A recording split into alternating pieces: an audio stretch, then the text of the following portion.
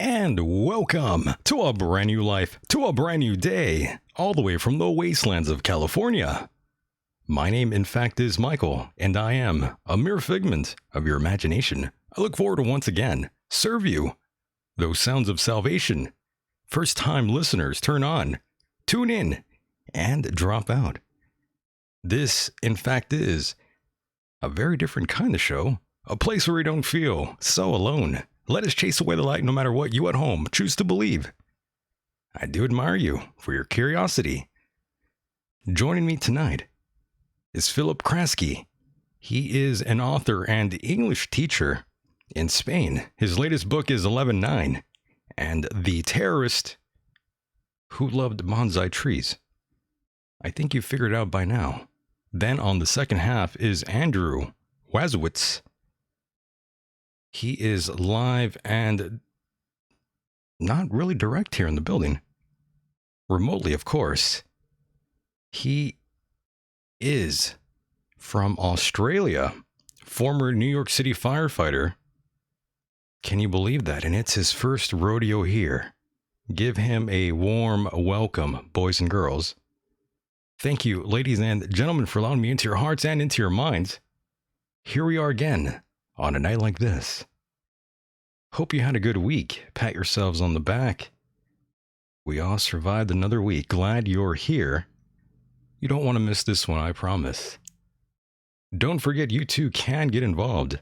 Your phone calls are always needed. That number is 760-332-8724. One more time, 760-332-8724. Now, I believe my first guest is patiently waiting. Let's bring him in.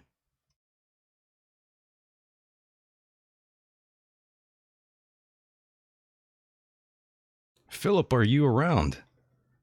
Yes, I'm here, Michael. Good to talk to you.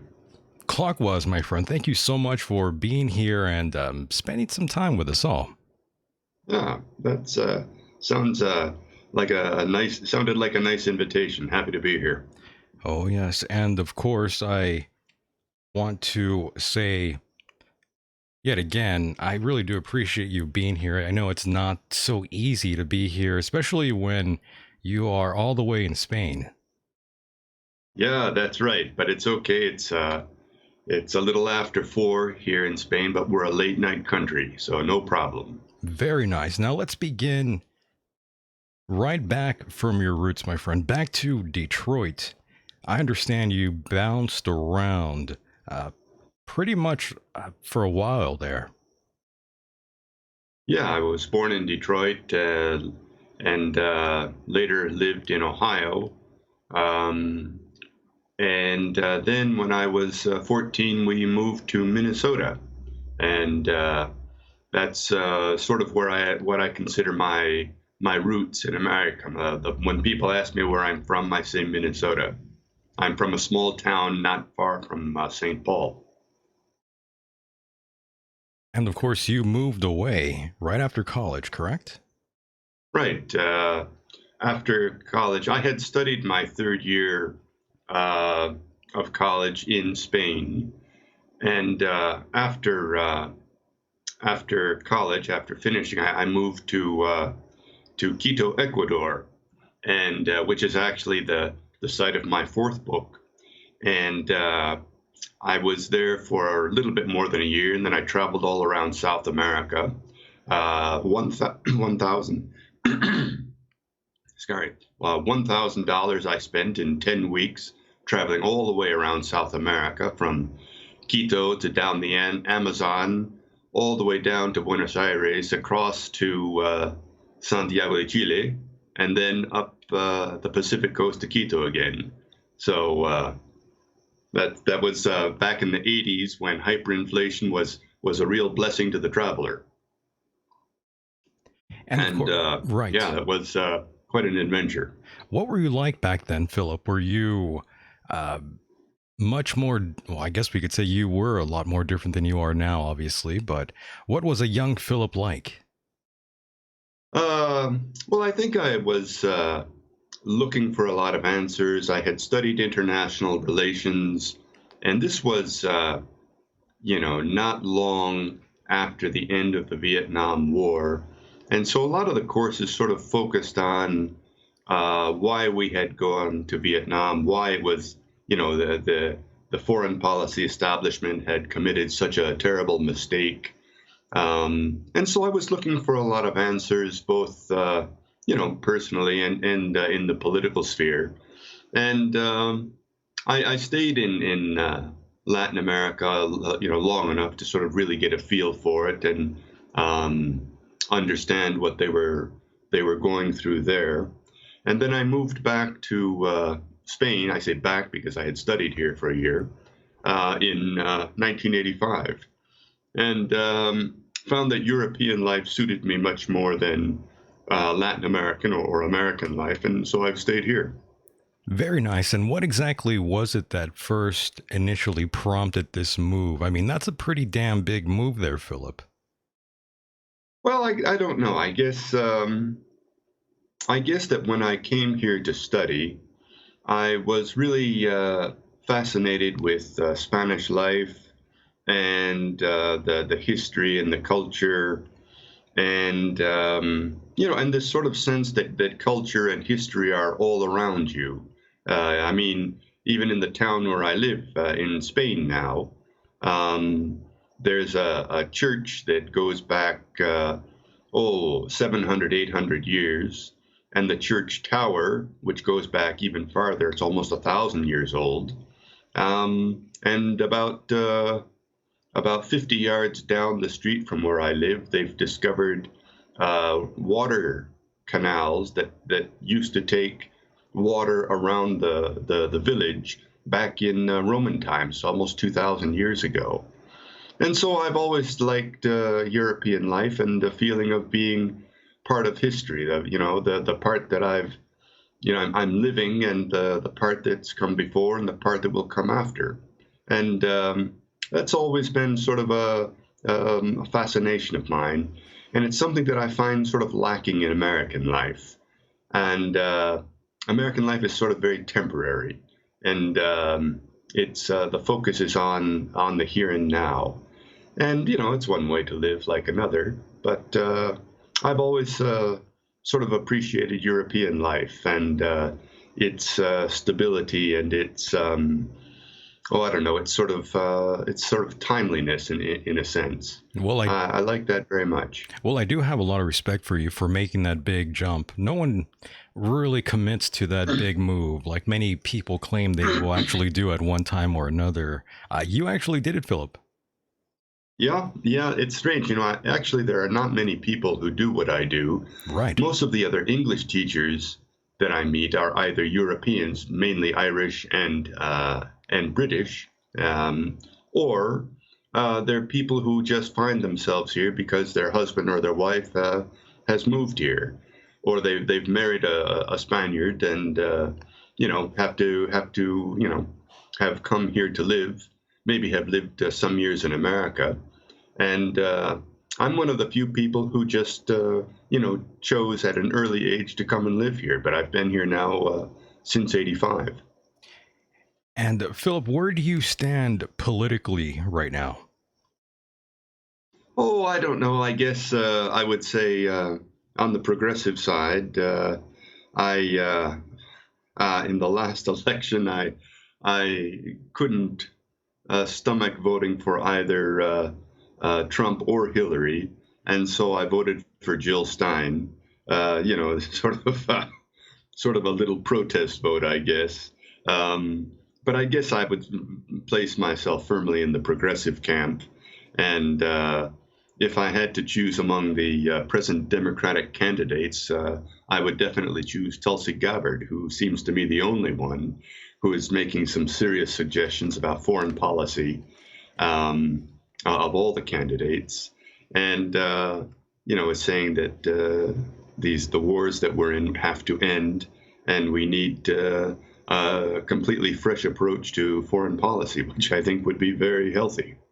Very interesting. We seem to jump around a little bit here. I wanted to wait a little bit down the line before we jumped into the whole political spectrum, but since we're here, there's another debate rather coming up pretty soon with the all-new batch of Democrats who are aiming to take the spot there, and you have already said that you are already behind Miss Gabbard there, which is a good choice.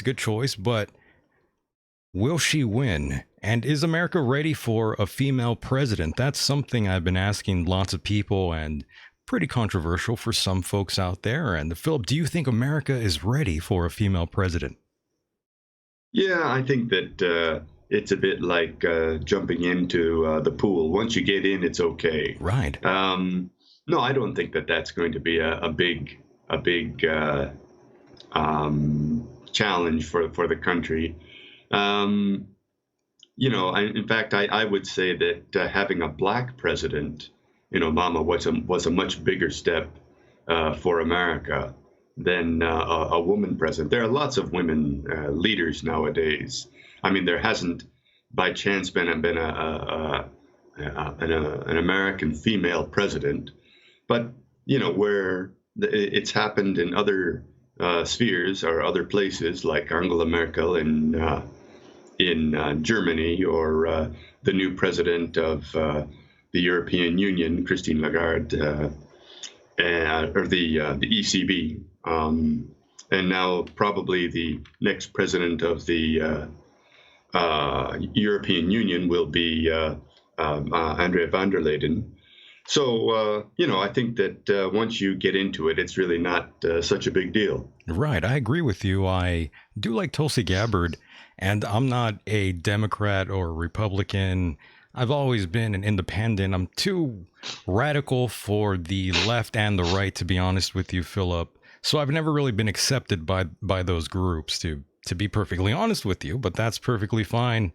With me, I am a bit radical in terms of my whole political ideology. That's totally fine.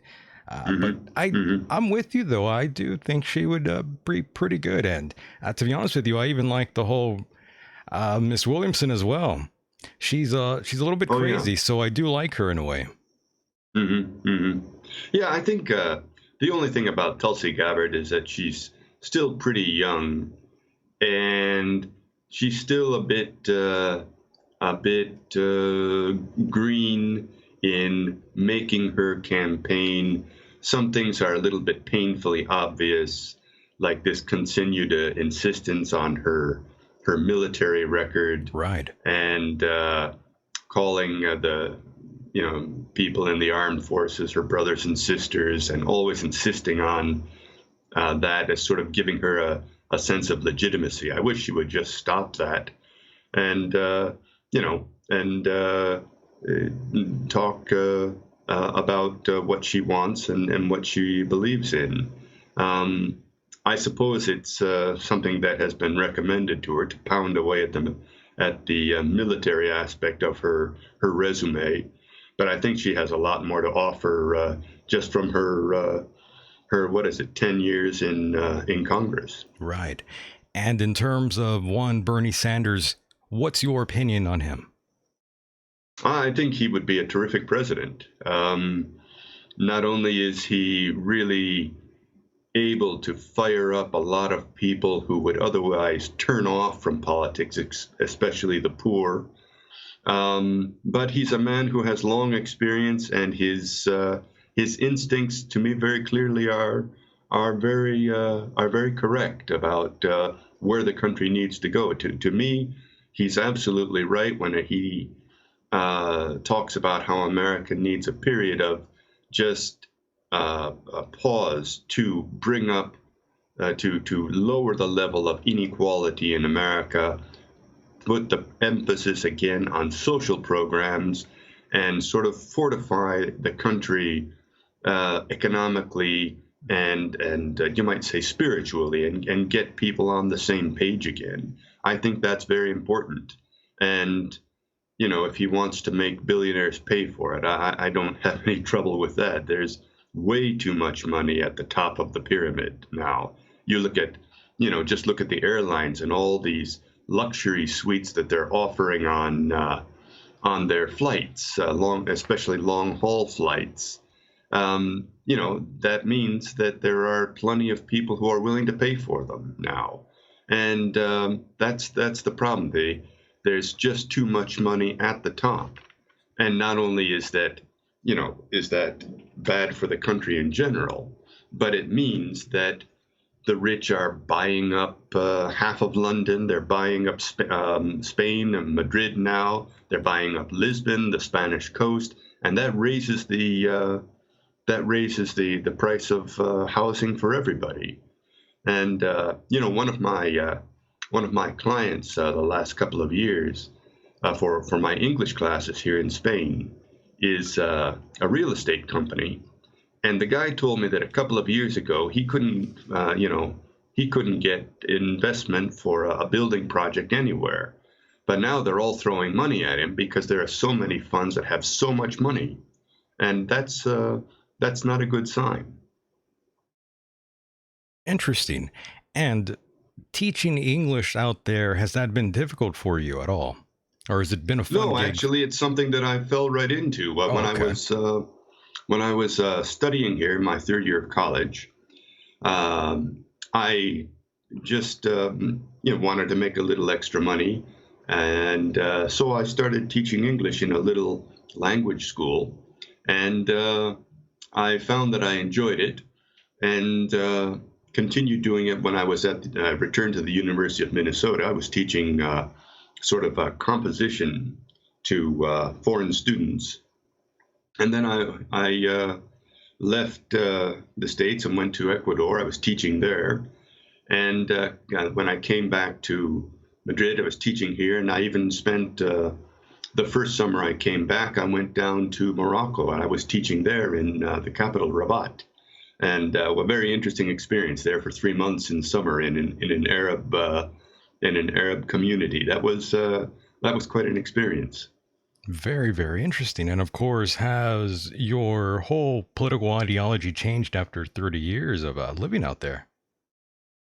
No, I don't think so. I think if anything, I started out as probably a liberal Democrat, but now that the political spectrum in America has shifted so much more to the right, I would say that it doesn't really say that much to me anymore. Finally, the Bernie Sanders and Elizabeth Warren are sort of pushing the party back to the left where it should be, but it's not been a very edifying experience watching how American politics has gone more and more conservative. That's interesting. That reminds me of course, my early years in high school and out of high school. I've always kind of held on to the whole third party support and being an independent sort of thing. I've always clung on. I've always really held tight to those sort of philosophies of my own, and I've never really let the outside influence me too much. I haven't really been sucked in by the left or the right. I've always been Hmm. independent, and I've never really liked to sort of go with the herd mentality per se. And I see that sort of thing in you, Philip, in your writing as well. Huh. Well, thank you. Yeah, I don't like going the way of the mainstream at all, and even in my writing, I think that I've gone with themes and with a style of writing that you don't see, especially in America. You see a little bit more of this style in British writing. Say some of my literary lights are John le Carré and Graham Greene. But yeah, I don't like to write a typical thriller. I don't want one of these sort of bang bang shoot 'em up Tom Clancy thrillers or anything like that, where you just have these very flimsy characters and a flimsy situation, and the world is going to end if the hero doesn't succeed, that sort of thing. I hold no truck with any of that. And of course, you are the author of 11/9 and the Terrorist Who Loved Bonsai Trees. And of course, it is 11/9. It's no accident why you're here tonight. Yeah, well, that was great planning, Michael, I have to say. Oh yes, there is always a meaning to my madness, my friend, and I knew this was a perfect date to set this up. And of course, this refers back to 9/11 and going back so many years ago when Bush was back in office. That's Bush Jr. And when I brought up Bernie Sanders, my mind goes back to a lot of the things that he was saying back in the day, back in the early 2000s there about the Iraq War. And even thinking about that, I'm thinking about Michael Moore's documentary Fahrenheit 9/11. My mind is going back into that time right now, and I'm thinking about how now so many people that were supporting Bush now hate the guy here in 2019. It's remarkable how so many years down the road, someone's perspective on someone that they used to love so much is now the enemy in their minds. Yeah, that's true. A lot of people, I think, have taken a long time to see just how destructive his presidency was. Very much changed the game in many ways. And I think that historically he will be ranked among the lowest tier of American presidents. His time, his team were just almost maniacal in their drive to make America a sort of the only global power, and to subjugate everybody else. Terrible policy and very cynical, cloaking it all under the need to spread democracy and all that. Yes, I think he was a terrible president. I think people have finally understood that. And speaking of which, Michael Moore, I just brought him up moments ago. What exactly is your take on one Michael Moore nowadays? I have seen only a few of his documentaries and things like that. And yeah, I think that he's very good at taking a subject and presenting it for a general public. He does that really well, without any pretense, without any sentimentality, and I think that he does a lot of very fine work. Also, his prediction long before the 2016 election that Trump was going to win, and laying out his case, and that's exactly what happened. That was a pretty darn good stroke of political analysis. Right. And of course, going back to 9/11 really quickly here, do you still recall where you were that morning on Tuesday of 9/11? Yeah, well, here it was 3 o'clock in the afternoon when the Twin Towers were first hit. I was just arriving here in our town. It was early September, and still my normal schedule of English classes hadn't all started yet. A lot of my company started later in the month. So I got home early, and my wife called me and said, "Turn on the TV." And that's where I saw it. I watched it, watched it on TV there, here in my house. It was really, really shocking to see. Unbelievable. Pretty remarkable, my friend. I still remember what that was like the day after, and months to follow. That sort of weird, sort of grim feeling that overtook the whole country, and of course the feeling of unity, a feeling that no longer is existing here in America, where people feel united, where people felt more friendly. That seems to be completely gone now, my friend. None of that seems to exist here in America today. It's pretty remarkable stuff. Yeah, and the real pity of it as well is that after 9/11, there was an enormous outpouring of sympathy for the United States that Bush and his policies very quickly washed away. Especially when he went to war against Iraq, and even here in Spain, which was I think the only country outside of the UK that backed Bush, there was a massive protest in Madrid, Barcelona, all around the country. Literally millions of people, far more per capita, for example, than you would find in any American city against the war. That feeling of support for the United States that Bush might have done much more with politically was washed away. But it's quite clear from later research that the decisions to go to war with both Afghanistan and Iraq were taken in the early days of the Bush administration, long before 9/11, which is one more argument for the American knowledge and maybe participation in the event.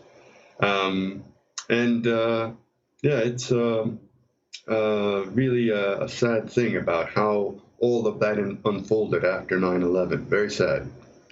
It really is. It's very, very unusual the way different people seem to have maybe alleged knowledge of what was going to go down.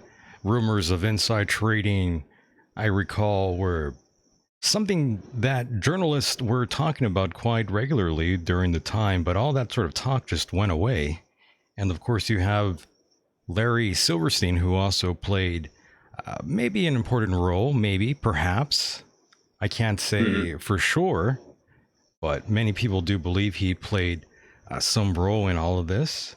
There's lots of weird things that went on that morning. I'm sure some things can be explained, but other things, it just seems too much like perhaps we already knew something was going to happen, which we already did, but we seem to have allowed it to happen. Is that fair to say? Yeah, I think a lot of people in American government did know what was going to happen, and you're quite right about the investigations. The investigations into the insider trading started and just sort of petered out, went nowhere. Other investigations of an Israeli company that told its employees on the morning of 9/11 not to go to work. That investigation started and went nowhere, and other things like that. There really has been no solid investigation on the official level of what happened, and I don't think that that's a coincidence. I don't think so either. It's just very interesting. This whole subject, it's almost one of those subjects that you can't even talk about anymore. That's true. It's Piers weird. Robinson, who is a very important British researcher of 9/11, he wrote an article just some months ago talking about how you cannot really talk about the alternative theory of 9/11 in polite conversation. Nobody wants to hear about it. And still, it's something that just raises hackles immediately because people do not want to believe that their own, government, because I think that's the wrong word, that their own people were responsible for 9/11.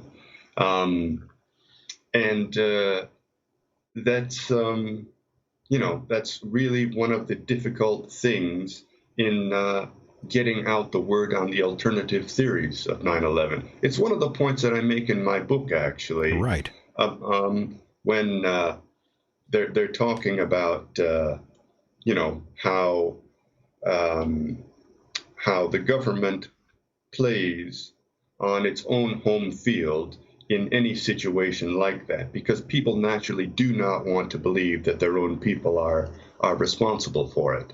and unless the away team makes an enormous effort, or the home team makes a terrible mistake, the people will never believe that their own people were responsible for it, and so that's how it's gone. Yeah, that reminds me, the character Trudy in your book, is she based on a real person? No. One of the things about writing, Michael, is that you have friends, family, people who know you. They read your book and they say, "Oh yeah, you're this character, and this guy is our old friend Joe, and that guy is your father." And things like that, and it's all That's the not true. That's the power of writing a book, though. The characters always come to life, and you always relate to those characters in a weird way. Yeah, sure, but Yeah. but there, even if there's a little bit that you've taken from one person, a bit you've taken from another person, you can't really say that they're based on a real person. True. In that book, in 11:9 and the Terrorists Who Love Bonsai Trees, I would say that the only character, and this is very rare for me, the only character who's actually based on a real person that I knew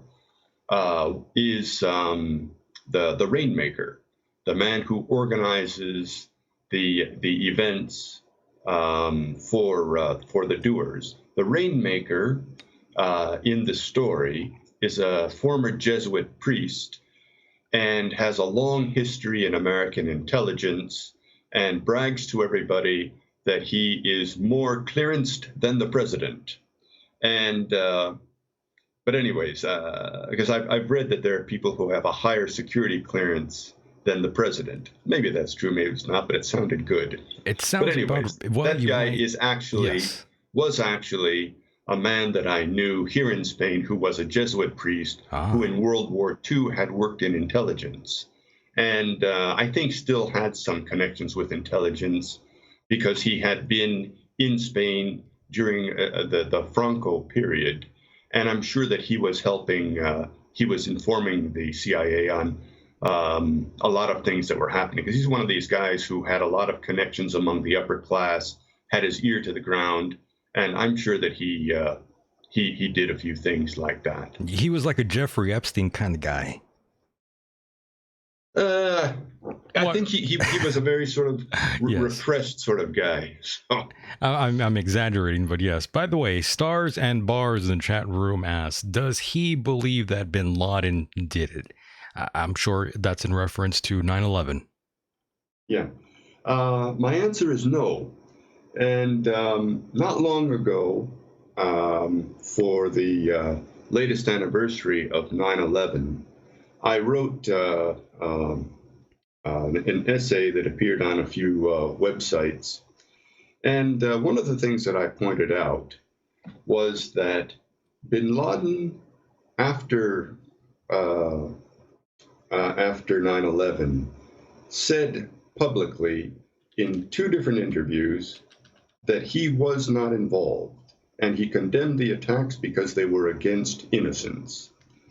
And this is a big change because the two big previous attacks, the one on the American warship, the USS Cole, and the attack on the embassies in Tanzania and Kenya, he did take credit for and said Al Qaeda, because that's the point of terrorism. I mean, if you kill a few people, I mean, it doesn't really make any difference in the greater scheme of things. The point is the symbol, and the point is to say, I did it. This is what I can do to the government in this case. And bin Laden specifically said he did not do it. He obviously was at pains to, tell people he did not do it.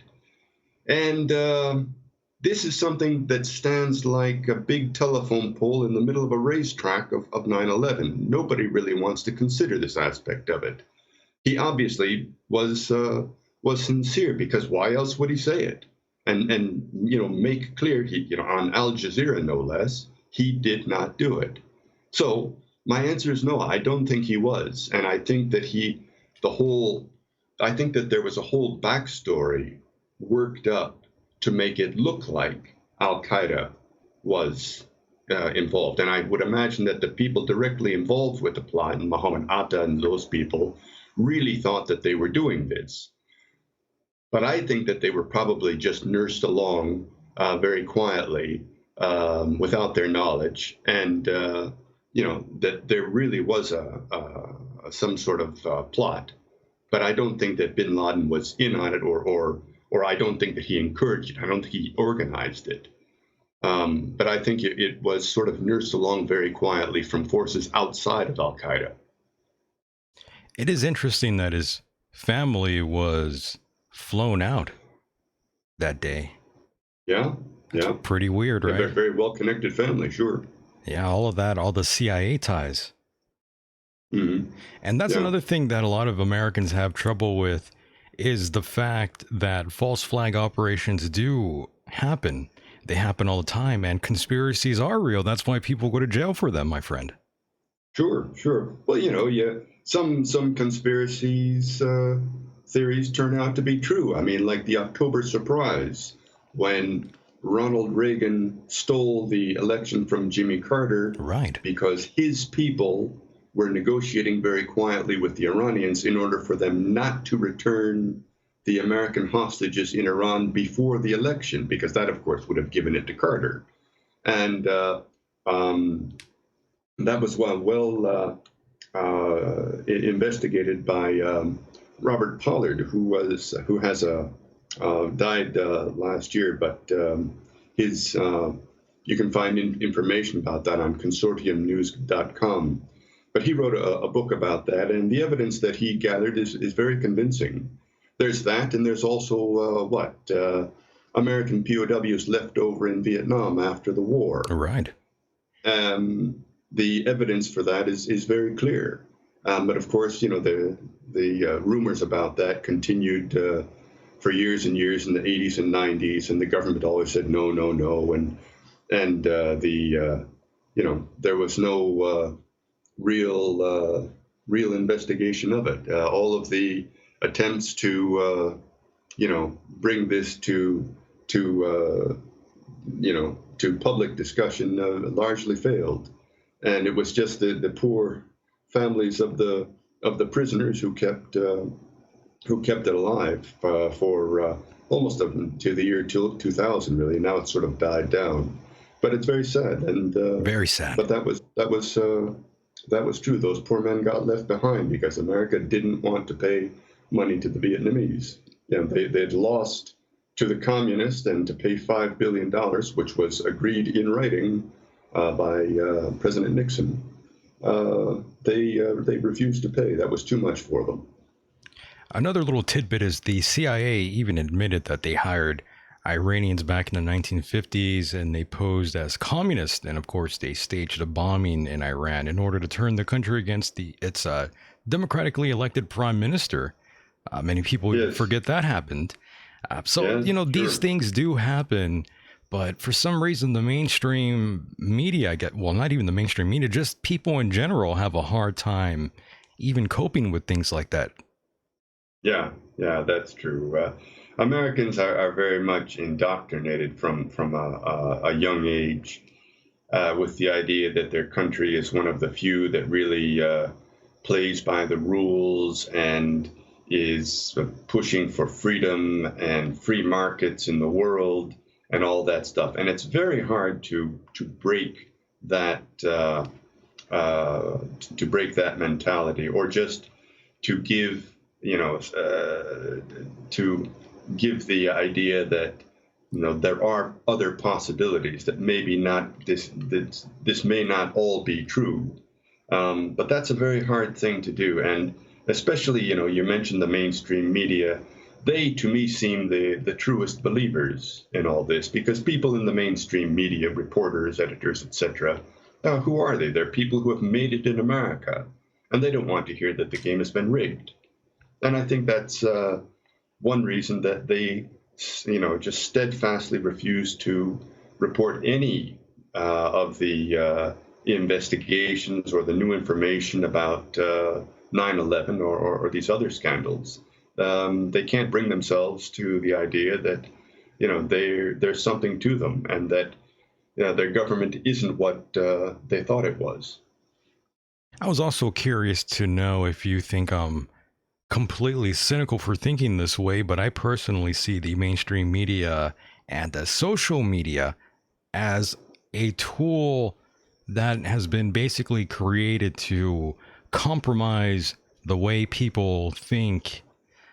I think completely. I think it really does influence a lot of people out there, especially the mainstream media and those who really follow it to the T. Those who are on Facebook and message their friends repeatedly about what they heard, and they just repeat these things over and over and over, and that becomes some sort of a narrative. I think these things were used to completely take over the way people think, TV Yeah, especially. yeah. In the mainstream media, I think that's very much true. As to social media, I give it a little bit more credit because really it's social media that has allowed the investigations, for example, of 9/11, the investigations into the alternative theory of 9/11 to prosper and to be disseminated among, a wide population. So the at least the social media has not been as subjugated as the mainstream media. It's really very sad what's happened to the mainstream media. Even Stephen Cohen, who is one of the top experts on Russia, through the 80s and 90s, he was always writing in the Times and the Wall Street Journal, but his point of view is that Putin is not so bad. Russia is basically on the defensive against American pressure, and suddenly, he can't get anything more than an interview on RT. Nobody publishes his stuff in the mainstream media anymore. Interesting. I recently read a book which is actually just a series of articles by Cohen, and he talks about that extensively, how the mainstream media has all fallen in behind this narrative about how terrible Russia is and how they're out to get us. And he says nobody seems to think that it's America that has torn up two treaties that sort of underpin the nuclear missile standoff. And America has ringed Russia with bases, is bringing important missiles into Europe, into East Europe, and is pushing the boundary of NATO right up to the border of Russia with the Ukraine. They want Ukraine to be in NATO, and so the Russians feel threatened, and with reason, of course. And I think it's a very dangerous sort of development. And a lot of people who watch the nuclear standoff say that we're in greater danger now than any time since the Cuban Missile Crisis, and I think that's very true. But it's mainly America's fault because the mainstream of the establishment line on Russia is very hard. They're pushing for a confrontation, and I think that's really dangerous. Yes, and quickly going back to what you just mentioned in terms of social media not being completely compromised, I could kind of agree with you on that. I guess it just depends where you go on the internet, where you'll be bombarded with whoever's agenda, rather, is basically shoved down your throat, and it's what we see all the time. And that's another reason why most the Americans have lost faith in our government. They don't exactly know who to trust. Yeah, that's true. It's become a very diffuse sort of a landscape, and it's one of the reasons that sort of the center of politics is not really holding, and people are slowly moving away to the extremes of politics. So, and that's why we elect a Trump, of course, and it's why Bernie Sanders, who says he's a social democrat, is getting a lot of attention because a lot of people are gravitating farther to the extremes. And I think a lot of that is due to the internet. Yeah, I still think all these things are used for social control. And of course, we all know about Operation Mockingbird very well. And we see a lot. Does that sort of thing exist today? I think we could both kind of agree that it certainly does, given the fact that the whole sort of ABC's, their network basically was exposed recently by Project Veritas. And I haven't heard about that. In relation to how they treated the whole Epstein case. I haven't heard about that. I'm sorry. That's okay. But yeah, I think you're quite right. There's a real confluence of interest between the mainstream media, which of course is owned by big corporations, and the establishment in America, especially in foreign policy, and that's a very dangerous combination. There's very little real investigation that goes on, and then you have someone like Julian Assange, who publishes a lot of things that they don't like, and wow, look what's happened to him. He's in very bad shape. He might die. It's really sad to read about it. Yeah, the guy might die in prison there. Yeah, apparently he was in terrible shape when he got up to speak at a court appearance last month, and it was really sad. It's interesting to see how all these things are playing out, the way whistleblowers are being treated, and I still don't see that he did anything wrong, in my opinion. Yeah, he published documents that were given to him, and very much in the public interest. The same thing with Snowden, of course. Right. People who argue against it don't seem to think that the public had a real interest, and the documents that they exposed really bothered people. They thought that things were not like that at all, and that being that the case, their work is valuable and certainly valid under the First Amendment.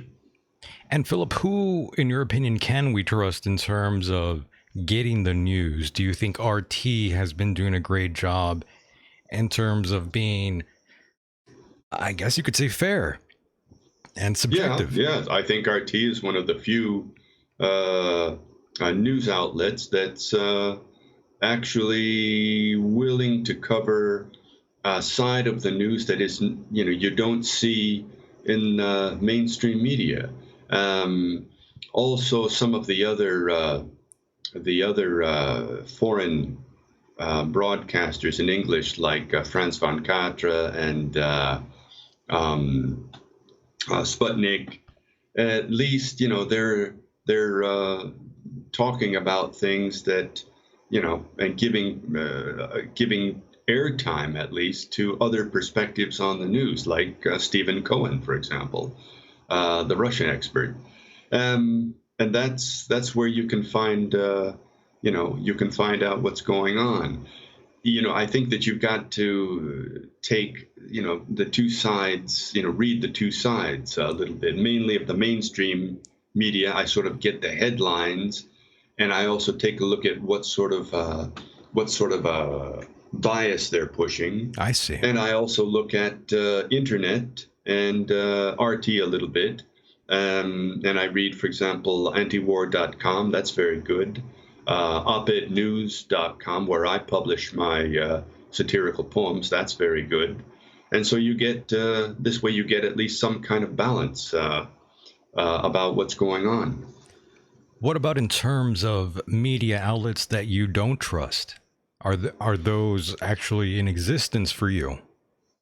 Oh, I don't trust the New York Times anymore. I used to read them all the time, but since the Bush period, I've stopped reading them. One of the interesting aspects of the New York Times is that they were publishers of the International Herald Tribune, which is sort of the International New York Times. Now it's just called the International New York Times, which you can get it here in Europe or around the world.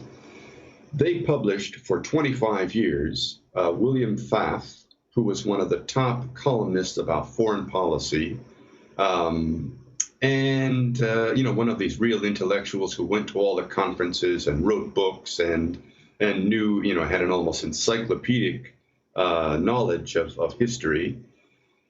In 2004, he wrote columns against going to war against Iraq. And after 25 years in that paper and in others, his column was dropped and never returned. And that really is the way that the mainstream media has gone. And I don't care if you're talking about the Times or the Journal. The news magazines like Time especially are even worse. And I don't trust them at all. I look at them, as I say, just a bit for the headlines, and that's all. Well, I don't blame you for picking up on that. I agree with you. And of course, I must ask you about Jeffrey Epstein. It's interesting how everyone's gone quiet about that and kind of let that sort of disappear from the ether. What's your opinions and thoughts on Jeffrey Epstein? Well, obviously, Epstein, was the man who knew too much. A little too much, and yeah. I would imagine that poor guy, once he got into actually, got the cuffs on and got thrown into jail, he probably knew that his time was about up. And so, John Kiriakou, who was a whistleblower who got thrown into prison himself, wrote a very interesting article about all of the protocols for suicide watch that were ignored about Epstein, and it's really very clear that he was purposely ignored, and either somebody did away with him or he did away with himself. But the conditions were prepared for that to happen. So that's my opinion on Jeffrey Epstein. Do you think he's alive? People on the internet think that he is. What's your take? Oof. Michael, I have no take at all. No take. Okay. I've never even considered that. I just assumed he was dead. Some folks think he was ushered away to some private island. I mean, that's what the whole conspiracy angle is so far online. That's what a lot of people are saying. Some people are saying that, of course, he didn't kill himself, that he was murdered. And that's another interesting take. Uh-huh. Oh, I actually had never even heard of that he had been, taken away somewhere. Well, I don't know. I can't imagine that the powers that be would want a man like that running around alive. But that's another thing I was thinking myself. You never know. Maybe he left some evidence to be found behind that in case something happens to me, listen, champ, you're up for the high jump. And so who knows? Who knows? He said, you can move me out to an island and that'll do. Just bring me a couple of girls now and then, and who knows? That's personally, that's always a possibility. Personally, I don't think that happened. I think he might have been murdered. I believe just not too long ago, Jeffrey Epstein's autopsy more consistent with homicide, strangulation than suicide. That's what Dr. Michael Baden revealed. But who knows if he's right? Yeah. Who knows? Yeah, always with those things. You're always a little bit unsatisfied with the official, with anybody's opinion who said he was there. It is strange, though. That's just one of the parts of living in modern society, right. I guess. It is unusual that the cameras just stopped working and the guards just happened to fall asleep. It's just, there's a lot of inconsistencies that took place. It does make you wonder, and oh yes, it's highly suspicious, I'd say. Yeah, exactly. But we don't know. We don't know for sure. But again, as I say, the government version is always placed on the home field.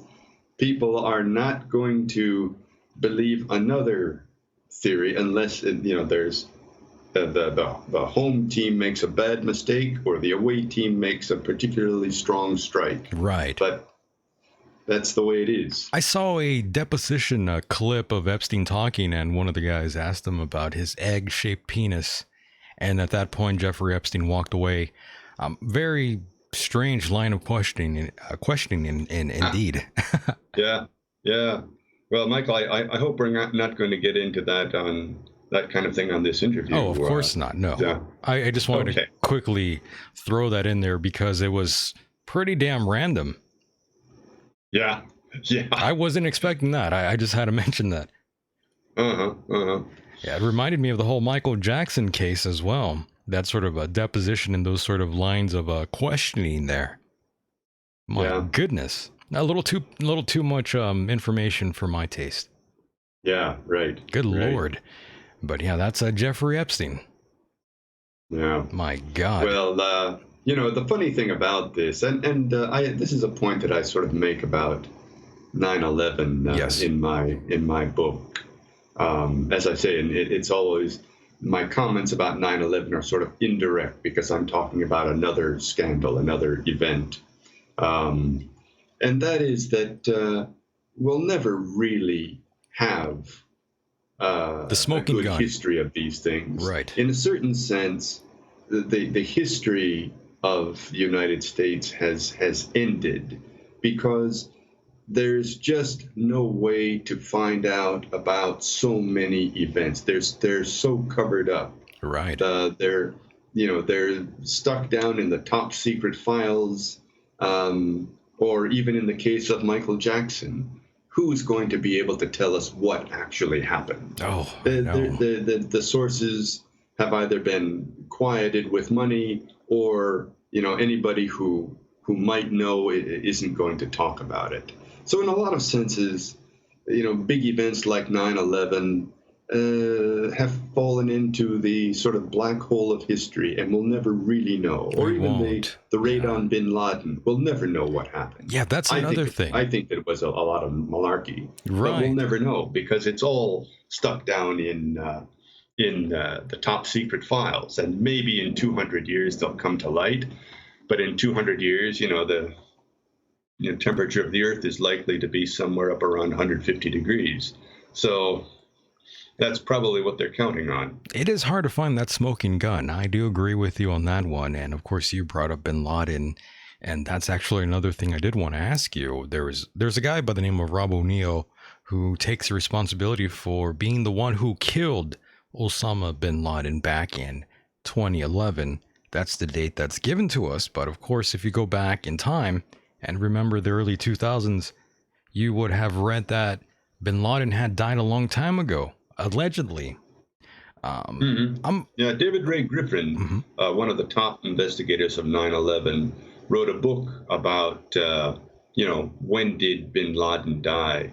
And he said in an interview, just sort of summarizing his book, he said there is no good answer, no clear answer of when bin Laden died. He said probably at the end of 2001 because of liver problems, but he may have lived as long as 2005. He said beyond that, it would be very doubtful that he lived anywhere. So that's what I'm thinking. But of course, you get this guy, Rob O'Neill, who goes around doing all the big talk circuits out there, saying that he's responsible for taking him out. And I recall that scene of seeing Obama rather, and Hillary in that room there, and they are allegedly watching footage of the raid go down. I remember seeing that and thinking, this looks a little bit unusual. This might even be staged, I thought. And of course, I thought maybe I'm being cynical by thinking that. But of course, it's hard to tell what's real and what isn't nowadays, right? That's true. The camera always lies. Yep. And we don't know, what really happened or anything like that, or anything about the picture.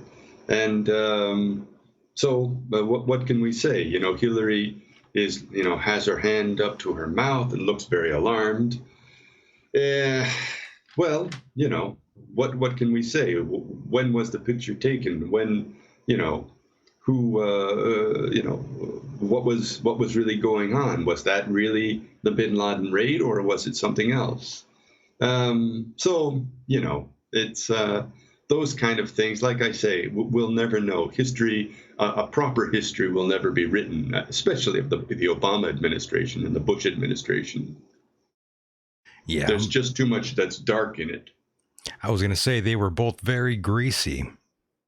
Yeah. I think so. Obama, at least, was, I think, a very great leader. He knew how to connect with people at all different levels. He was likable. His strength. Real gift. Yeah, his real strength was the fact that he was likable. Yes, right. He's the kind of guy that you want to sit down and drink a beer with. Definitely, yeah. But, was he a good president? Well, you look at what he did, the historical record of what he did, and it's basically just a continuation of the Bush administration policies, which, doesn't speak very well for him. I agree 100%. It was basically like Bush version 2.0. Yeah. Same very crap. Sad. Yeah. Very sad. Very, very sad, my friend. And of course, going back right now to the current president here in America, Donald Trump. How do you feel about his current run now, and of course, the impeachment that he has to withstand? Well, with the impeachment, I think that Trump kind of leads with his jaw. If they didn't impeach him for the matter of Ukraine, there are half a dozen other things that he could easily be impeached for, using his presidency to make money, all different kinds of things. And there is obviously a lot of discomfort among the establishment with Donald Trump, especially because the only sort of decent part of his policy is foreign policy, and he at least says he wants to get out of Afghanistan and Iraq and Syria. And of course, in Syria, he, shouted withdraw, and a couple of troops left, and then they went to guard some oil fields and things like that. So nothing happened. The poppy nothing fields really happened in Afghanistan. Yeah, the poppy fields as well. That's another thing that we don't really talk too much about. Well, the mainstream media doesn't, in terms of the drug trade. And America loves their opiates. And where can we find opium? Well, you know where, my friend. So I still do believe we definitely meddle around that sort of a thing still today. Yeah. Well, there's lots of money to be made in opium, and the banks are very happy with it. A lot of fat cats are very happy with it, and that's part of it. So leaving Afghanistan, well, the Taliban come back, they're going to cut the opium production as they had done before the war, and that's nobody wants that. So, well, anyways, that's the sad thing. Oh yes, the whole arms and drug trade, and the CIA drugs for guns back in Central America, that comes to mind.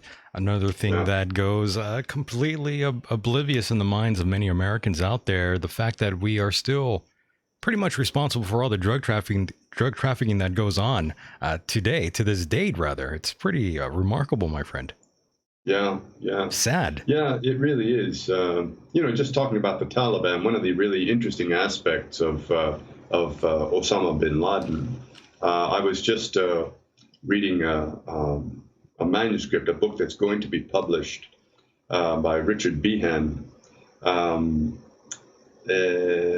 just where he talks about in his book that the the Clinton administration, right at the end, had successfully negotiated with the Taliban for the handover of Osama bin Laden. Because the Taliban didn't want him in the country because they knew he was going to be trouble. And so Clinton had it all set up, but it was towards the end of his administration, so he left it for the next president, which he hoped would be, of course, Al Gore, and hand over bin Laden, give Al Gore's presidency a little lift to start with. But Bush got into power, and Bush did not act on it. The Taliban were told, well, wait, and the Taliban said, well, we've got this guy under house arrest. Do you want him? And the Bush people, well, no, we just wait on it. And then finally they waited too long, and 9/11 happened. And even after 9/11, the Taliban had a very quiet meeting in Pakistan with American officials, and they said, we want to get rid of this guy, don't attack, don't invade. And the Americans raised hell and said, okay, if you produce him right now, we won't attack. And the Taliban says, well, we don't have him right now. We can. It's going to take us a couple of weeks to get our hands on him. And they said, no, right now or nothing. And that's where it ended. So America attacked. I'm going to say something very controversial here, but I still honestly feel that Saddam Hussein was really the greatest leader of the Muslim free world. And I still think it was completely wrong and awful what happened to him. Hindsight 2020, my friend. There's a lot of people out there in that region who still wish for him to be alive still, my friend. Yeah. He might I can't believe I said that. Order in that poor country. I can't believe I said that to you, but it's true. One rival to Saddam surely has to be Muammar Gaddafi, right? Who took care of his people, good schools, good hospitals, good roads. Everybody had a car. Gasoline was cheap. Newlyweds got a chunk of money to start their life. Things like that. He was what he was, with his posse of girls and his wonderful clothes. Sure. But okay, he took care of his people. That's every American that has money, sure. Yeah. So anyways, that's amazing. He was a pretty good leader. It's sad that he came to such a horrible end. I agree 100%. And of course, I forgot to ask you this, but during your early upbringings there, Phil, I could call you Phil, right? That's okay? Yes, Phil is good. Yeah, I was thinking Phil's actually a pretty good name. And Phil, I have to ask you, during your early upbringing, were you brought up in any sort of religious household, my friend? Yeah, I was brought up in Episcopalian religion, and I don't have a very strong faith really, but my sister actually is an Episcopalian priest. Interesting. Okay. Mm-hmm. So mom and dad weren't really too strict with you in that sense, or were they? No, we went to church, and I think that was a really good education in Christian culture, you might say, in Christian history. But, I've sort of, I don't go to church. I'm not a terribly religious person, but it was a very important part of my sort of cultural education about, about the Bible, about Christ. Yes. Yeah. Do you believe in an afterlife, my friend? I think that's a really tough one. Sure. Yeah. Nobody wants to believe that you just die and that's it, and you're done. And maybe that's one reason that this fear of non-existence, you might say, is one thing that sort of pushes that. It seems to me possible, Michael. It seems to me that when you die, there's a second existence that we enter. It seems to me possible. Why not? Because there's obviously something more to humans than just our physical self. There's something more that we have as people, as individuals. But who knows? So you are open-minded. about, Yes, yes, that I sort am. of thing? Yeah, sure. Oh, I okay. have to be, Michael, or my sister isn't going to give me any turkey when I go for Thanksgiving. So, Oh, got to be a little careful there. oh, that's true. Thanksgiving. And yes, that's always a good time to be around the family, and that is approaching Yeah. pretty soon, my friend. Yeah. I won't get back to the States for Thanksgiving this year, but anyways, it's always a nice tradition. Whenever I get together with my sister, I don't really mean the turkey and the Thanksgiving, but my sister's a great cook, and I always eat well at her house. Yeah, very nice. How often do you come back to America, by the way, Phil?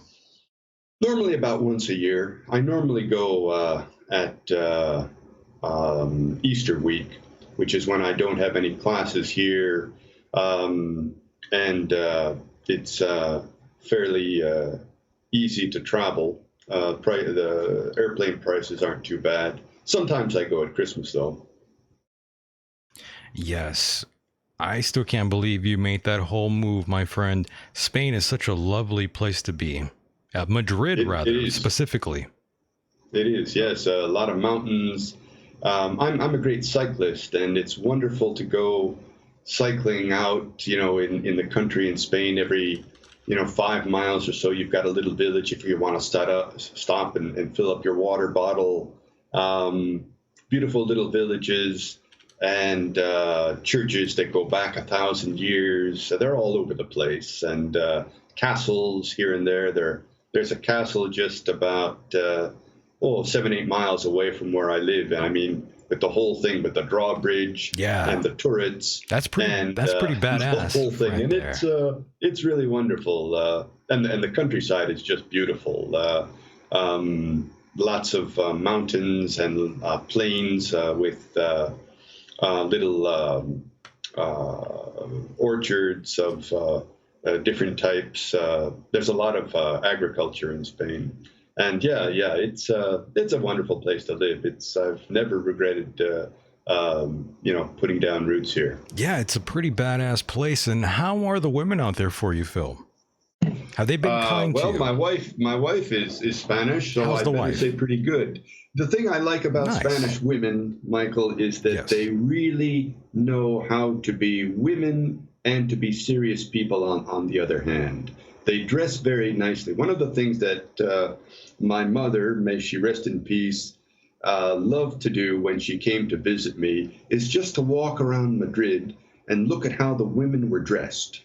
And they dress very nicely, and it's one of the things that makes social roles in Spain sort of clear and less complicated than in the States.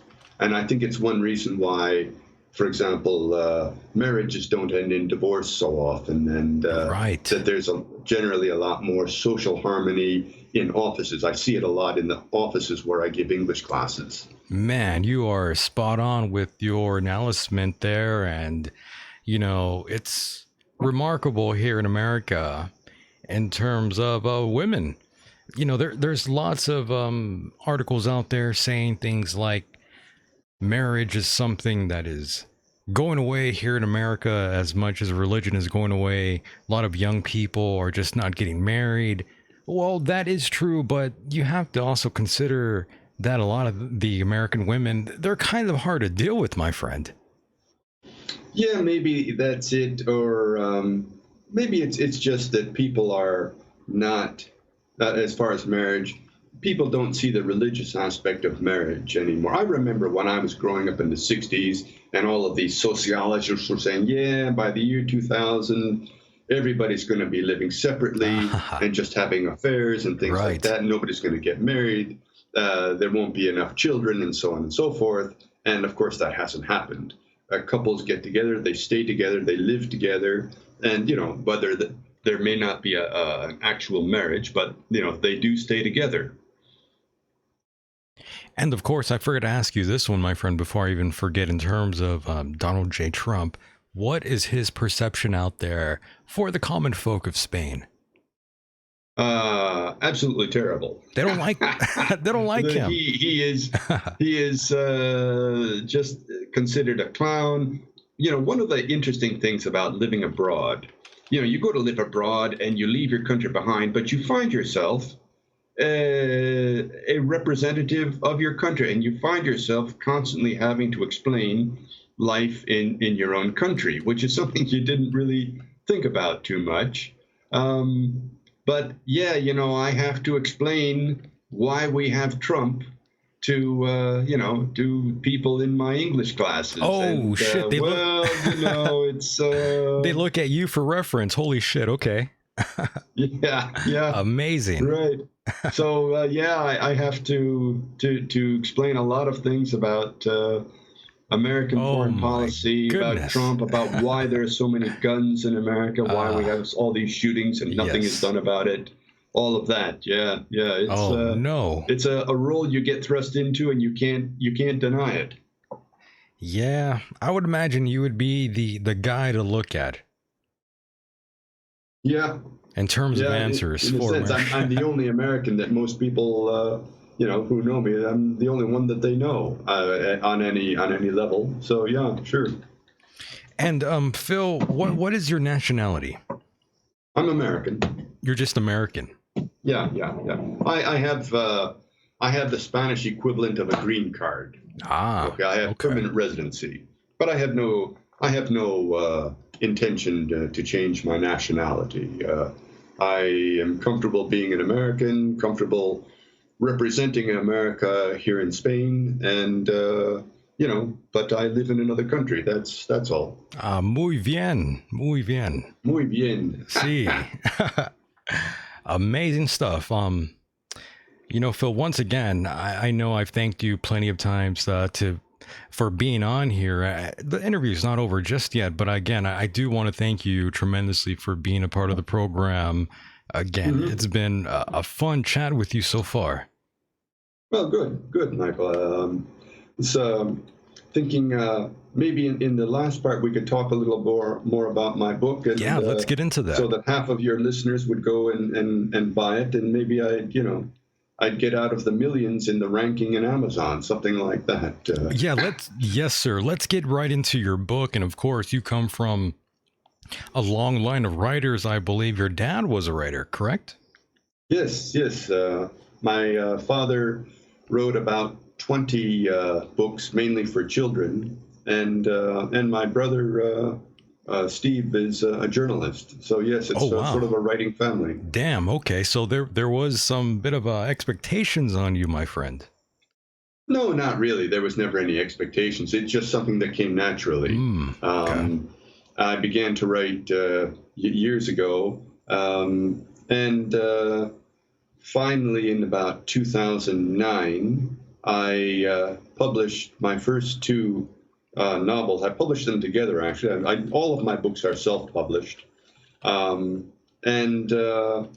of course, they had been written years earlier. I would say that my serious work started when I was about 35, and I'm now 60. And I started publishing my books in 2009 after not getting even the time of day from publishers, which is still the case, despite good reviews and the like. But what can I say? Right. And of course, all your work is self-published, all your novels. And has it been difficult for you to sort of jump into more of I guess you could say more of a popular sort of publishing group?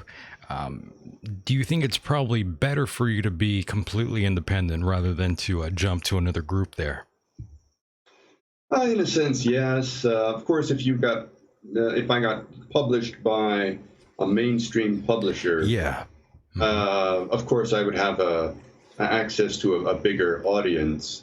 Although, when you're talking about novels, about fiction, sales are never that great. And in the second place, a mainstream publisher certainly would not publish 11/9 and The Terrorists Who Love Bonsai Trees, because it implies that 9/11 was itself a homegrown event, and so that's that's part of of what goes into it. One of the good things about self-publishing or even writing fiction these days is that you just do it for love of the art. You don't do it to make money, because there's no money to be made. And Yeah, I was going to say how that must be difficult to try to make, let's say, for instance, $1 million. I know that's not the end all amount of money these days, but I mean, $1 million is still $1 million. And for a writer, that's a whole lot of shekels there, my friend. So yeah, I'm thinking that must be completely difficult to do nowadays, to really hit that sort of upper echelon in terms of selling a lot of units. It is. That's got to be tough. And you send out your book to publishers, and to give the publishers their due, they're running scared themselves. Publishing books now is far more difficult to make any money at it. And so they're all looking for the big book. They're looking for the next Hunger Games, the next Bridges of Madison County. They're looking for something that is going to appeal to a lot of bored office workers on their lunch hour while they're sucking down a quart-sized jug of Diet Coke. That's what they're looking for. And so somebody who writes a good, well-written novel that appeals to not only your sense of fun, of course, it has to be fun, but it also appeals to your intelligence. Those kind of books are fine and well if you're famous, but if you're not famous, well, thank you very much, but we're not interested. Right. And that's the thing. So, but that's what I follow as a writer. As Somerset Maugham said, a novel is a form of intelligent entertainment, and it's intelligent and it's entertaining. It has to be both, and that's what I look at.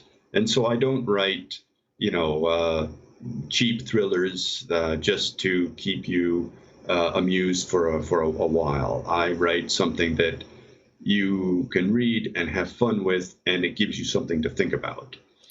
And I hope people enjoy the writing itself, enjoy the play of words itself. For sure, and I really do think 11/9 and The Terrorist Who Loved Bonsai Trees is an excellent read. It truly is a page turner. I was never bored while reading your book, Philip. Not once. Well, I'm glad to hear that. It was really good, and as soon as I saw that title, I thought, okay, this guy, he's pretty clever. He's intelligent. I like him. I like the way he writes. He's pretty smart and pretty damn funny as well. So you are a writer that I would definitely recommend to anyone out there listening to this program. Well, good. I'm glad to hear that. That the title 11/9 and The Terrorists Who Love Bonsai Trees. I chose that title because I wanted to put in two elements: 11/9, which implies a terrorist event, which is a very serious matter. Right. And then the other part, and The Terrorists Who Love Bonsai Trees, is the comic side of it. And so the title implies that there's going to be drama and comedy together, and that's what it does. Oh yes, and it gets the job done. Yeah. Michael, if you'd like, what I can do is just, since we've been talking about the book, I can just give you a quick summary, give your listeners a quick summary of what it's about. Oh, sure. Go ahead. Yeah. Well, we've mentioned Trudy, and she is a sort of quiet, conservative statistician. She's only 5 feet tall, and she arrives at her company, which is a digital marketing firm, to start her first day of work. The company is in a converted brownstone in Jersey City, which is right across the river from Manhattan. Okay, she goes into this converted brownstone, and there are paramilitary guys all over the place, and a bunch of dead people laid out in the living room. One of the paramilitaries tries to grab her, but she gets away. All right, 20 minutes later, a car with 6 terrorists who just botched their job of planting a bomb in the Empire State Building. They pull up at the same house with the police on their tail. They run inside. There's a hostage standoff. The hostages ostensibly being the employees of the company. This ends badly, and because the majority of the terrorists are discovered to be Iranian, well, now the U.S. wants to go to war with Iran. So what we have is a false flag op that ends in war with Iran, which which might sound familiar, in view of what's going on in the Gulf there of Oman. So on one side, you have the story of Trudy, who is now presented to the public as one of the terrorists, and she's running from the people who are chasing her because she knows the whole event was staged. And on the other side of the story is Paul Clippen, who is an American State Department official, and he's trying to keep a sort of deep state cabal from starting a war with Iran. And I'll give your listeners a little hint. Trudy and Paul have met before. Amazing. Yes. Definitely like Trudy, by the way. Good, yeah. She was a fun character to write. I had to kind of start with one character, then another, and I ended up with Trudy.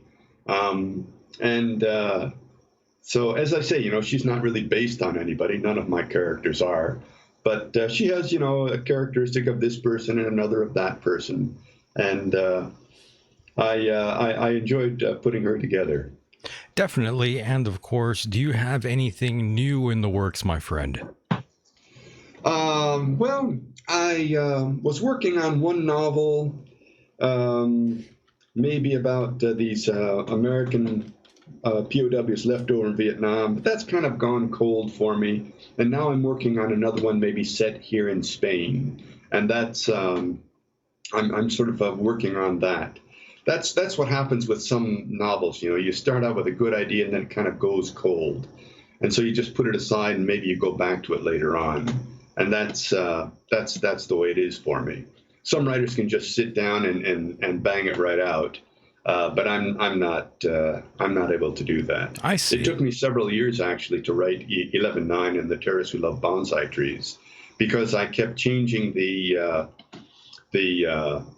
story so many times, and changing the point of view from first person to third and back to first as it ended up. It gave me a lot of trouble, the plot. And how long did that take you to write, by the way, Phil? Probably off and on. It took me about 3 years.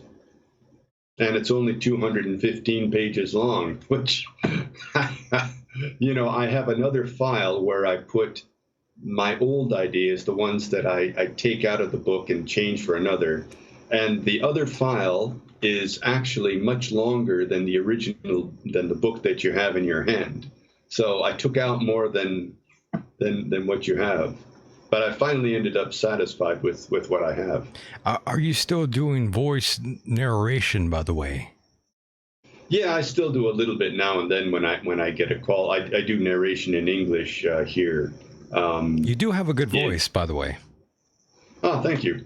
I try to sort of give it my best, newscaster sort of appeal. Amazing. When I do a recording.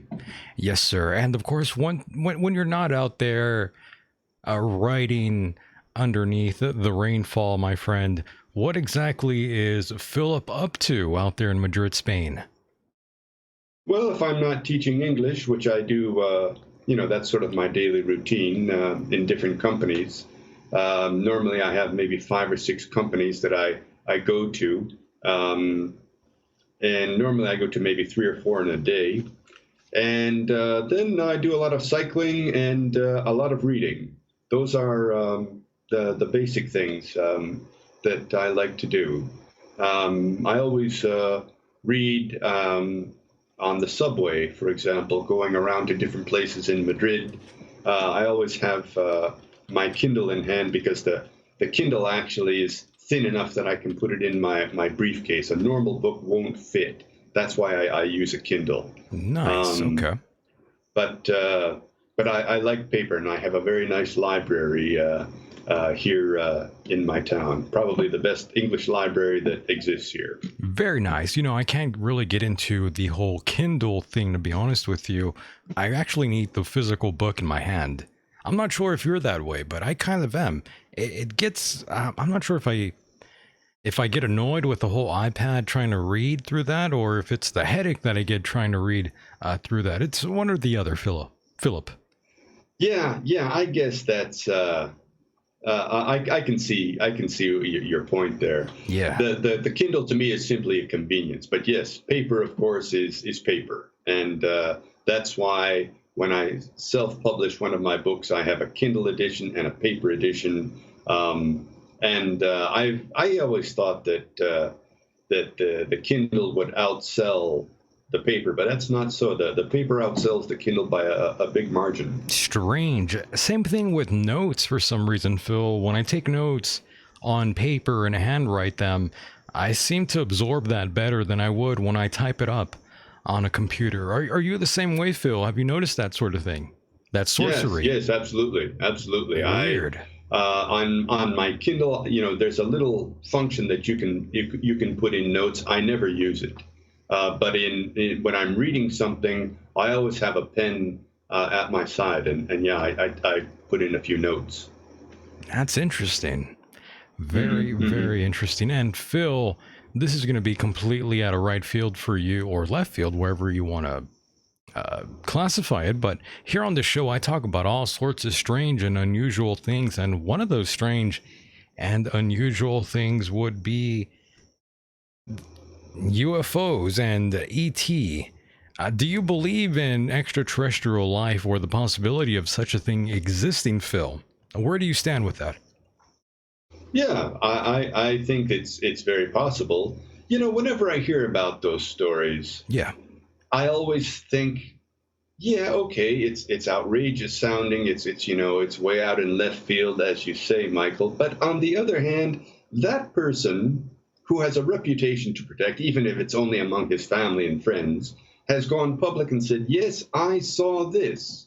I mean, what about that pilot on the plane who saw a UFO, flying? I mean, that guy has a job to protect, but no, he said, I saw that. And you've got to take that seriously. So, that's what I think. Years ago, I had an English student whose sister had an event like that, and the brother, my student, said, I believed her because she wouldn't say something like that. She, a very serious person, professional. She wouldn't say something like that if it didn't really happen. So. What I'm willing to give it an open mind. I'm willing to listen to the story. Sure. Interesting. Yes, it's hard to dismiss everyone's claims as we don't see life through their eyes, so we don't exactly know what the hell they were actually experiencing or what they saw. But these sort of experiences seem to be with many people out there, Phil. Sure, exactly. So, all right, I'm willing to give them a listen. I'm willing to give them the benefit of the doubt. This is what they really saw. We don't know what it was. It might be something, explicable. All right. But the fact that they had this experience and saw something very strange, all right, I'm willing to give them the benefit of the doubt. Definitely. And Ian Alberto in the chat room asks, ask him if he is pro Madrid or Barcelona. Well, that's a good question. The questioner is asking about right. The three big teams here in Spain. Right. Just so your listeners know, there are two in Madrid. There's Real Madrid and Atletico Madrid, and then there's Barcelona. And of course, living in Madrid, I have to be with the Madrid team. Especially this allows me to get along with everybody that I know. So I'm a Real Madrid guy, actually. Right on. And of course, earlier, before we even started the program, you mentioned football, American football, and you mentioned a specific team. Go ahead and tell the audience who you liked. I'm from Minnesota, and I'm a big Vikings fan. So nice. Okay. Sure, I always sort of keep a watch on the sports to see how how the Vikings are doing. They're not doing too well this year, but you know, they're one of these teams that plays in the snow, and I appreciate that. What about in terms of combative sports? Let's say, for instance, boxing. Are you a boxing fan, Phillip? No, I'm actually not a fan of any other sport. A little bit basketball. Oh, okay. But because I used to play basketball, but that's not. I don't really follow it that much. I see. Right on, right on. And of course, the wife, Phil, is she supportive of you doing interviews like this, or is she someone who dislikes you doing interviews per se? I mean, sometimes we have guests who, they tell me off air, sometimes the wife doesn't like them doing shows randomly through the hours during the night or day. Phil, is everything good with you there on that front? Yeah, everything's good here. Everything's good here, Michael. Especially when I give an interview at 4:00 in the morning here in Spain. And, there we go. Yes. So my wife, she's snoring away in bed. No problem there. So okay, good. So she's just saying whatever you can do to promote your book and get me to the red carpet there in Hollywood for the Oscars. Fantastic. So she's a movie fan. And Phil, are you a movie fan yourself? Are you watching movies out there? Oh, yeah. I watch American movies all the time here. Nice. And okay. Fortunately now, if you get them on Netflix, for example, I can get them in English with Spanish subtitles. Whereas most Spanish films here are all dubbed in Spanish. And it's just not the same to listen to Meryl Streep being dubbed by a Spanish actress. Yes. And so it's nice to see them on TV. All the movie theaters always are dubbed in Spanish. It's a big industry here, actually. Let me throw you a curveball really quickly in terms of Columbine back 1999. Do you think that was a false flag, or do you think that was a legitimate shooting? I personally think that was legit. I don't think there was any sort of false flag element involved to any capacity. Phil, what's your thoughts and opinions on Columbine back in 1999? I agree with you, Michael. I think that was a legitimate thing. I've seen the doubters about it, and I looked at their arguments. But I think, as with many people who are looking at these events as conspiracies, I think they're stretching too far for proof. I don't think that the few things, that the oddities that they bring up make for a good case.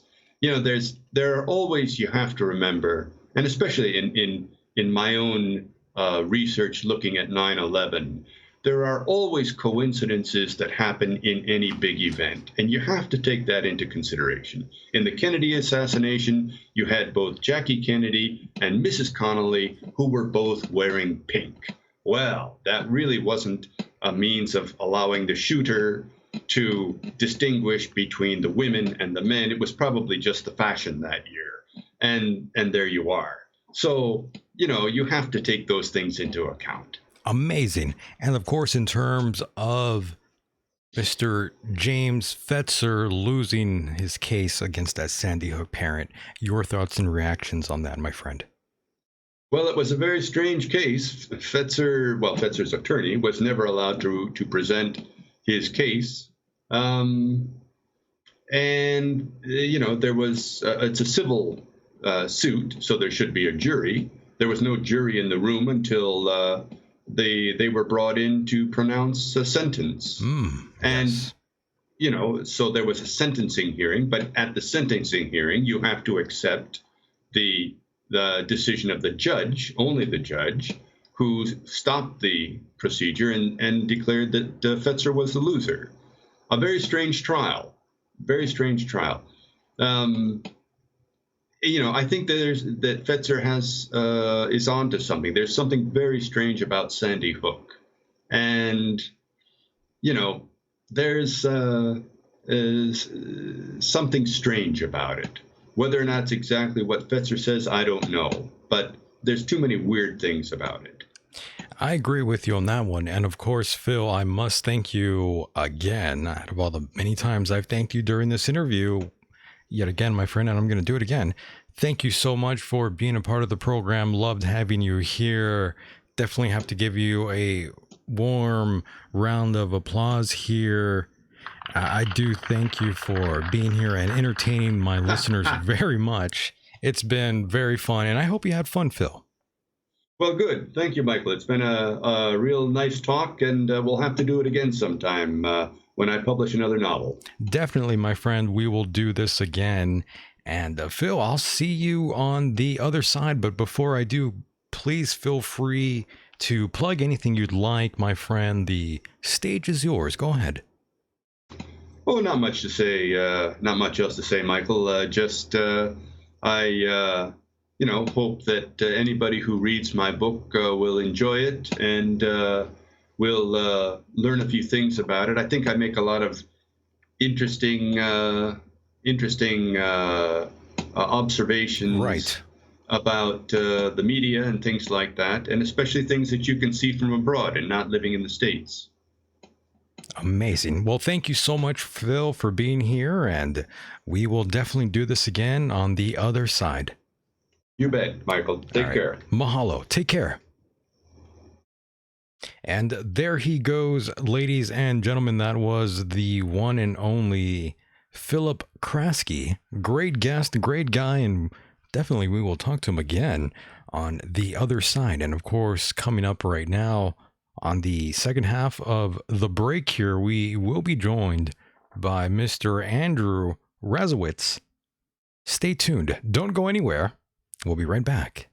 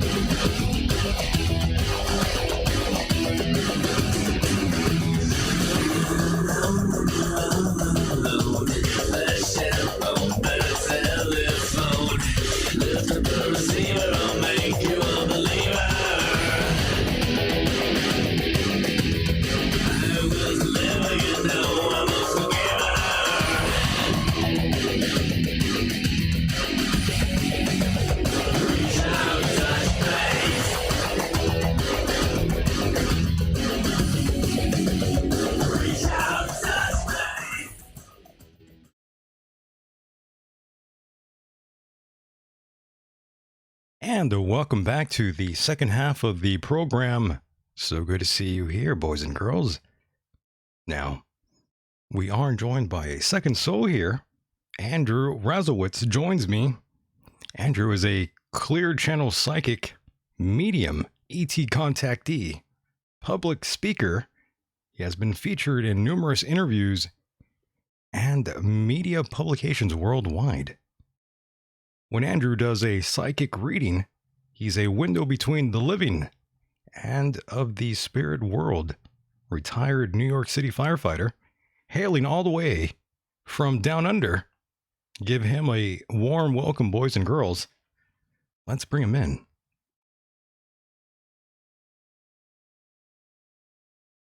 And Andrew, what's going on, my friend?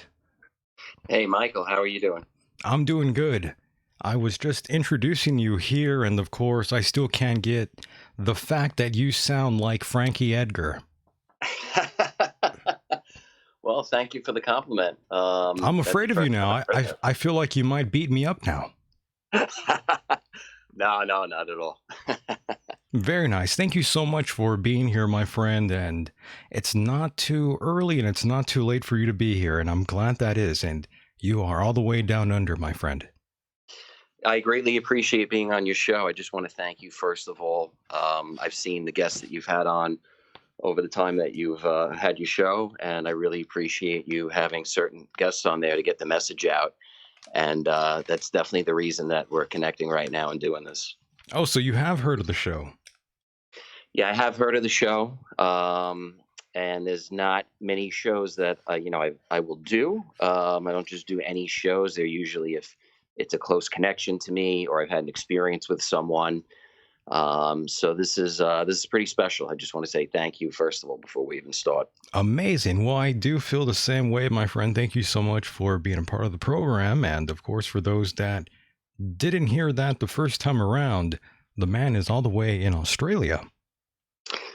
Yep, I'm in Melbourne, Australia, and Pretty wild.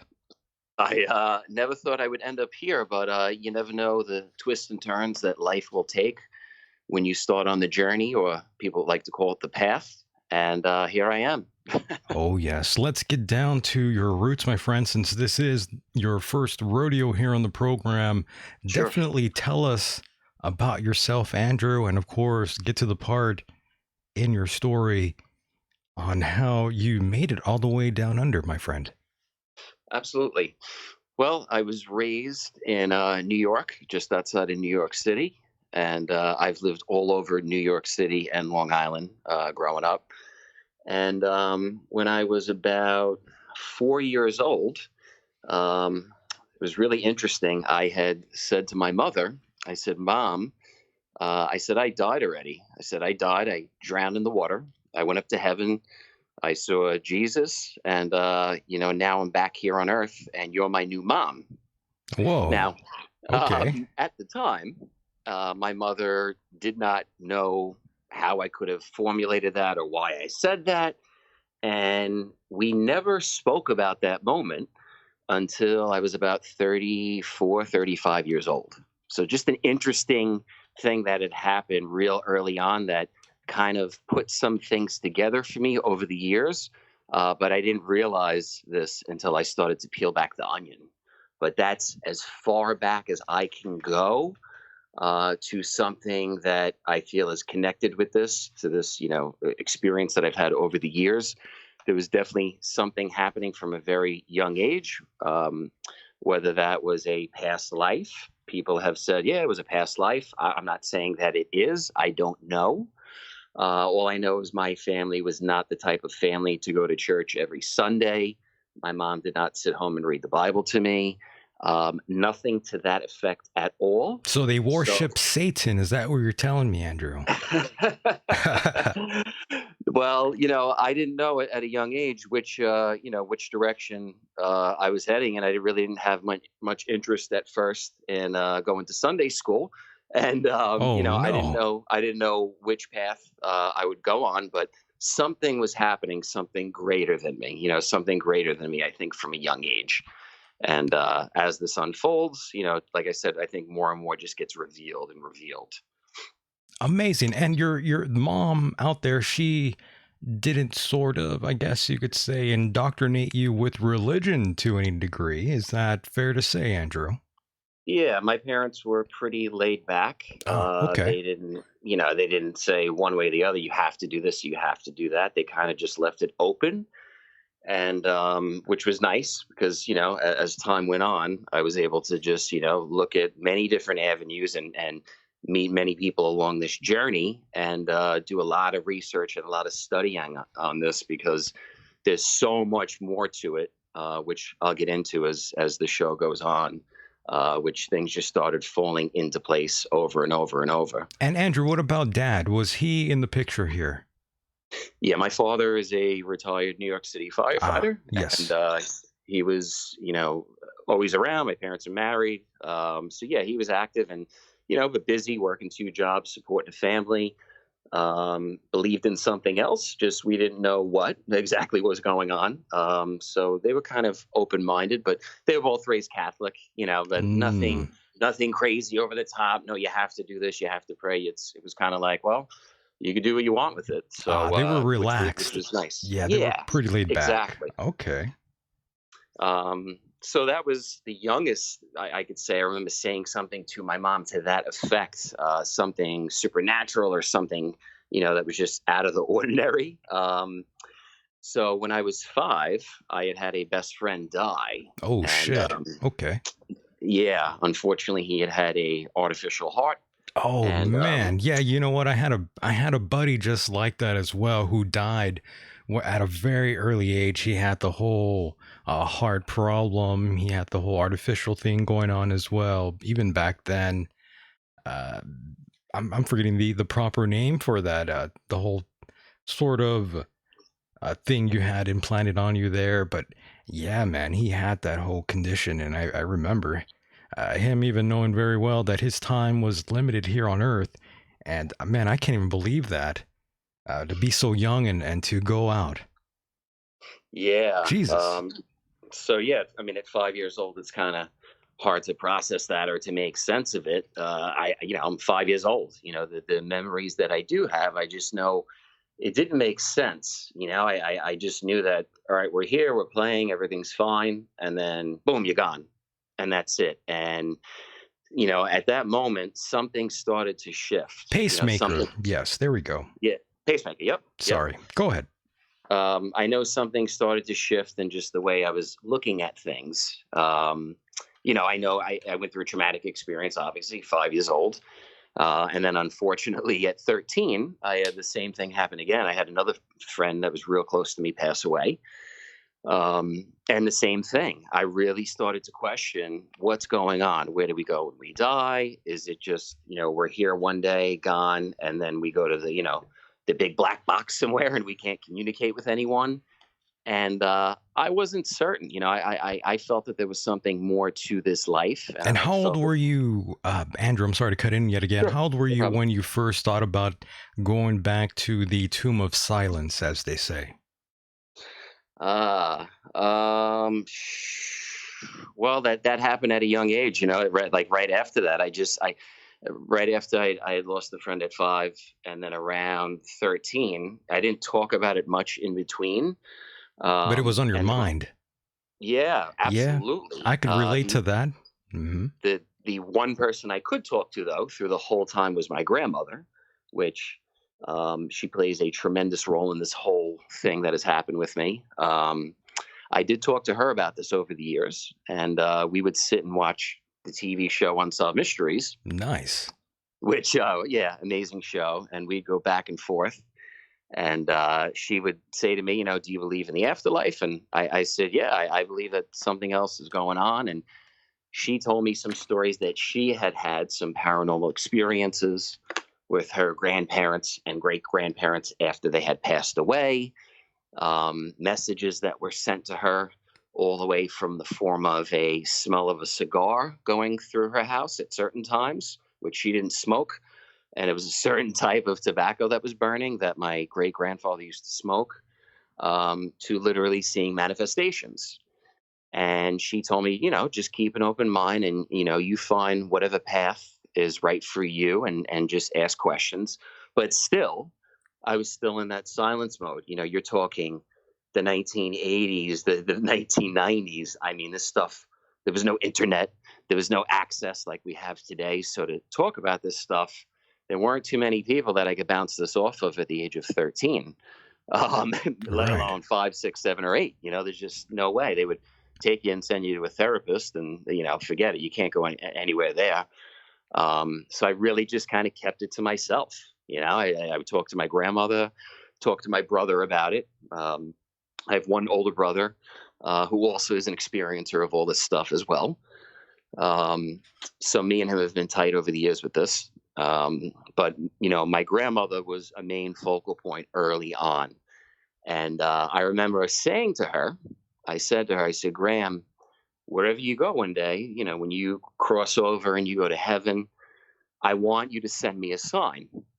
I need to know that you're okay. Promise me that you'll just send me something, but I don't want to see like a bird feather or a quarter on its head, none of that cheesy stuff, a rock in the sand. Like, I need to know it's you 110%. And at this point, I was probably about 15 years old. So you're talking 1995. And she said to me, she goes, yeah, I promise I will. I'll send you a sign. Well, lo and behold, she lived many, many more years, and we'll get into that. What happens with that? So we never brought that up again, though. It was just a one-time thing I asked her, and she said she would come through to me, and I just went about my life. She went about her life. We stayed close. We continued to talk about paranormal experiences, things we had seen, things we had heard. Over the years, I had seen what I thought were apparitions or shadowy type steamy things in my room.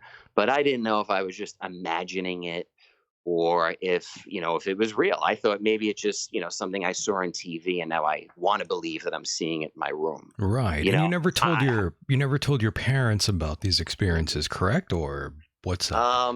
No, not early on, because I just felt that, based on the way I'd seen them react to other stories that were shared from Ah, relatives or people, they kind of just brushed them off. Like, well, maybe it's possible, but not here. You don't talk about that, because if you talk about that stuff, you'll never get a good job. People will think you're a nut job, and you'll never be able to succeed in life. So very early on, I was like, oh, I better just keep my mouth shut if I want to have a decent life. All right. So that's nothing against them, but that's just their generation. Growing up in the '70s, you didn't talk about that stuff. That was so taboo, that I can't blame them. And I don't. And you know what? I'm glad that it happened that way, because it just took me on a certain path that I needed to go on to find, my journey. So I would continue to speak with my grandmother, my brother, and then I had joined the military, the United States Coast Guard, and I actually was down. I went underway. We were down in like the Gulf of Mexico and the Caribbean, and I'm on top of the boat. I'm like the night watchman, and we're on a 210-foot medium endurance cutter, which is just a 210-foot long patrol boat, basically, for your listeners if they don't know. And there's 72 people, 70 men, 2 women. It's about 2 a.m. It's pitch black. The only thing you could see outside in the sky are stars. There's nothing around us. I'm scanning the boat. I'm patrolling. I'm the night watchman. I have regular goggles, regular binoculars, and then I have night vision, military grade goggles. amazing. So, I'm 18 years old, and now at this point, I had not seen a UFO or anything like that in the sky. I had Right. seen them on TV. I had read about them in newspapers or movies, but I had never seen one. So I'm scanning the boat. I'm looking around the perimeter, and I'm looking up in the sky, and I see a round silver object, and I see 2 of them. And they look staggered, like one was just in front of the other one, and the other one was slightly dropped behind it. And they looked like they were going in a formation, like together. And my first thought was, well, it has to be a satellite, or it's us, it's the military. We're doing some sort of secret drill or something that's classified by the Navy or whatever. Maybe it's a night test. But that's all I thought. And I called down to the officer on duty. The officer on duty came up. He took a look. And when he started looking, next thing I know, he calls the captain. And the captain of the boat is up there at 2 a.m. And now you have about 20 of us up there. And we're all looking at these objects. And now they're getting closer and closer together. And at this point, now I could see them with my naked eye. I could look with night vision, I could look with the binoculars, or I could just look with my naked eye now, because it was focused in on it, and I could see them. And we're all watching these objects. I don't know how much time went by. I wasn't even looking at the time. I was just so fixated on whatever this was, because I'm thinking, well, the people I work with, the radar men and the officers on the boat, they called the military, the other military branches that were around. And they all Andrew, said, Andrew, how Yep. old were you at this time? 18. 18. Okay, go ahead. So they had called the Navy and the Air Force, and there were no international militaries doing any secret testing. And if any object passes our boat, they have to notify us, because in 1998, 99, 2000, pre 9/11, if any boat or object passed by a military vessel and you do not notify them that who you are, what your business is, and where you're going, we could just shoot them. That was the law then. I don't know what it is now, but if they didn't identify themselves, we took that as a threat, because we don't know who they are, what their intention is, or anything. Are they just some drunk people out there playing around, or is this some sort of military intervention by another military trying to harm us? We'll We get don't into know. that in a moment here. Mhm. Sure. So all of a sudden, these two objects, they're moving together, and then they touch. They actually touch, and they form into one solid object. And when they touch into this solid object, boom, they vanish. They did not shoot in any direction, no north, south, east, west, nothing. They came together, and it's like I can't even say evaporated. I didn't even see a mist, nothing. These two silver round objects came together, and when they touched and merged as one, they were just gone. And we all looked at each other, all 20 of us, were like, what the heck was that? And I'm working with some guys that have 20, 30 years experience out at sea. Okay. I'm a new guy, but I'm working with guys that are very, very experienced and have seen a lot of weird things. And nobody had seen anything like that. And the next morning, we were not debriefed. We were not told not to say anything. Nothing was said. Nobody spoke about it. And which is why I'm speaking about it now. If I was told, shut up, don't talk about this, I would have done my job and kept my mouth shut, of course. But that was never said to me. So I don't know what it was. I can't tell you 100% because the thing didn't land and occupants didn't get off, nothing like that. But it was very strange. It was very strange. Very unusual. And of course, after this, you were in New York and you became a firefighter, correct? Oh, yeah. Oh, yeah. So I came back. So that was the late 90s. And then I was an electrician for a few years. And then I got on the New York City Fire Department in 2006. And in the meantime, of course, that event happened in 1998. And that sparked my curiosity.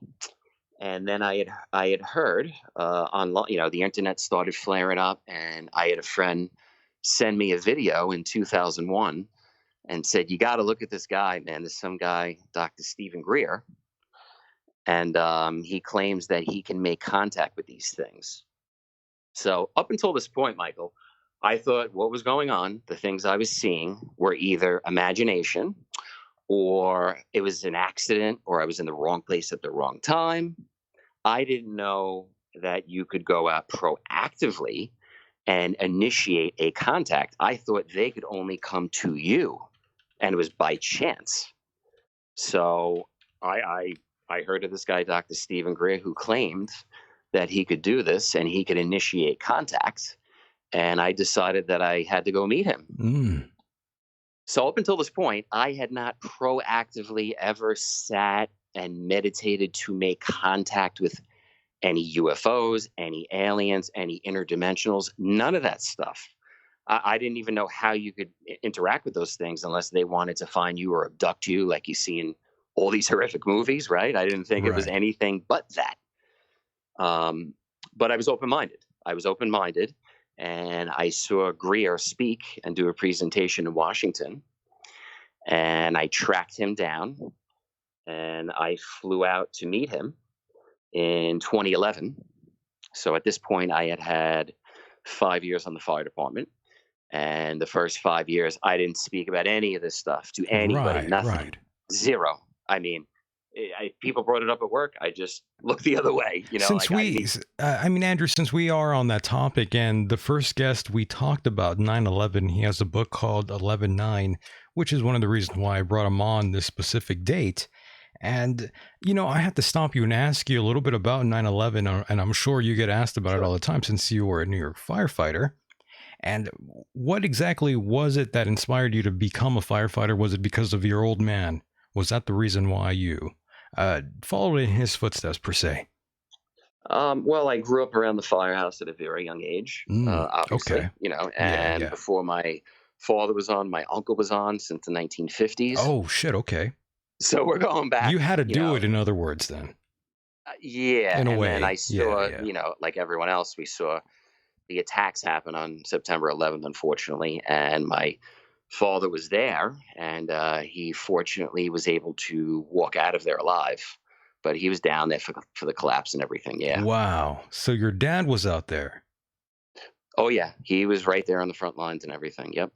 And is he okay with the whole breathing and respiration sort of thing? Because lots of people, if you look up recent articles, lots of first responders, they're all screwed up.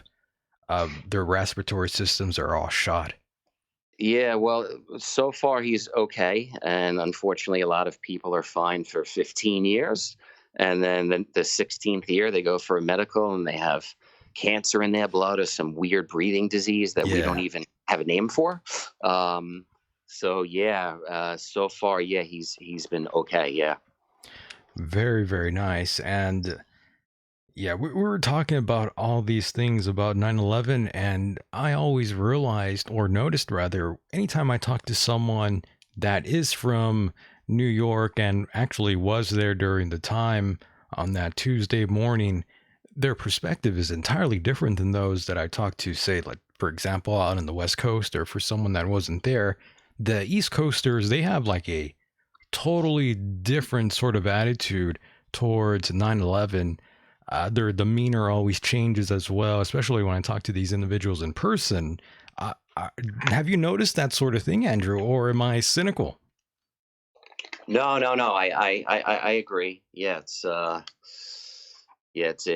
very it's a horrible time that happened. Hopefully, it'll never happen again. But yeah, I understand what you're saying. Yeah. Now, Andrew, I got to ask you, in terms Sure. of that event, before we move on, what exactly is your take on 9/11 and the fallout that followed all these years later?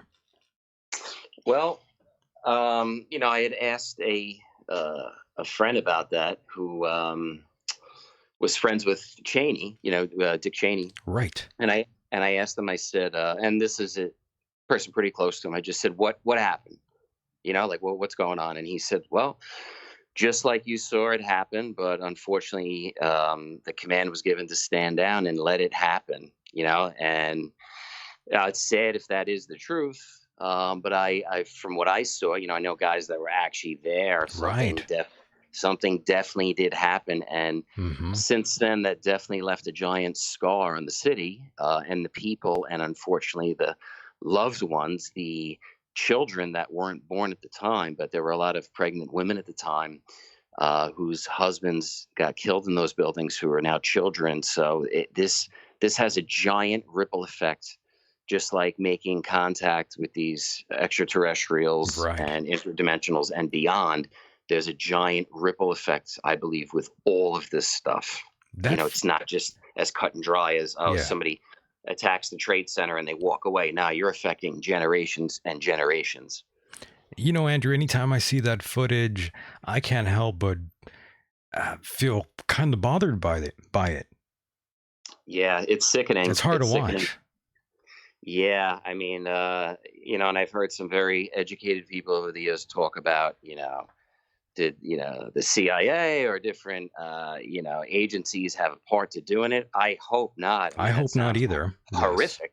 That sounds horrific. But I don't know. All I know is I don't know. I just saw what happened, and unfortunately, being down in New York, we were all there as helping hands to help clean up the aftermath with friends, family. I lost several friends in there, people I grew up with, people I considered brothers and uncles, and it's still, it's a sad spot even when I think about it today. It's horrific. Definitely. Yeah. Life changed. Yeah. Yeah. I think about it anytime I see footage of that, and I can't help but think of people's families, innocent lives lost that morning. It's a terrible thing. And what about your old man? What does he say about it? I'm curious. Oh yeah, no, he from over the years talking about it, it's pretty similar. Where he doesn't want to get too involved with it, with the conspiracy theories, because Sure, I it can understand. get so crazy, and then you lose sight of what really happened. People are gone; they're not here. Lives are affected. Let's help out the survivors and do the best we can. And just like the fire department, when that happened, well, somebody had to man the firehouses. The FDNY didn't close its doors after 9/11. They didn't miss a beat. So you got to just go back out there and do your job and prepare the best you can. And that's what he told me after that. Just make sure you're always prepared and stay vigilant. And before you ever walk into something, whether it be a burning building or something hazardous, just always think how the heck am I going to get out of here just in case, things go down? Because no one ever thought those buildings were going to go down. And, look at what happened. So you never know. Yeah, your dad is a badass, and so are you, Andrew. Oh, thank you. I really appreciate that. And my uncle, Jerry, he just passed away. He had done 27 years on the FDNY. Damn. Yeah, he worked in the same place as my dad. He passed away a few months ago. And I would not have been on the job if it wasn't for him, because my dad got on because of him and vice versa. And that's how the ripple effect happens.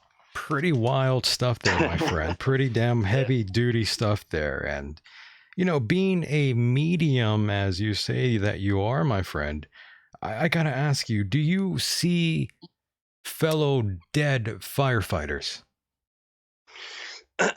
I have. Yes, I have. And obviously, when I was still actively fighting fires in New York or working, I was one of those things. You just don't go there.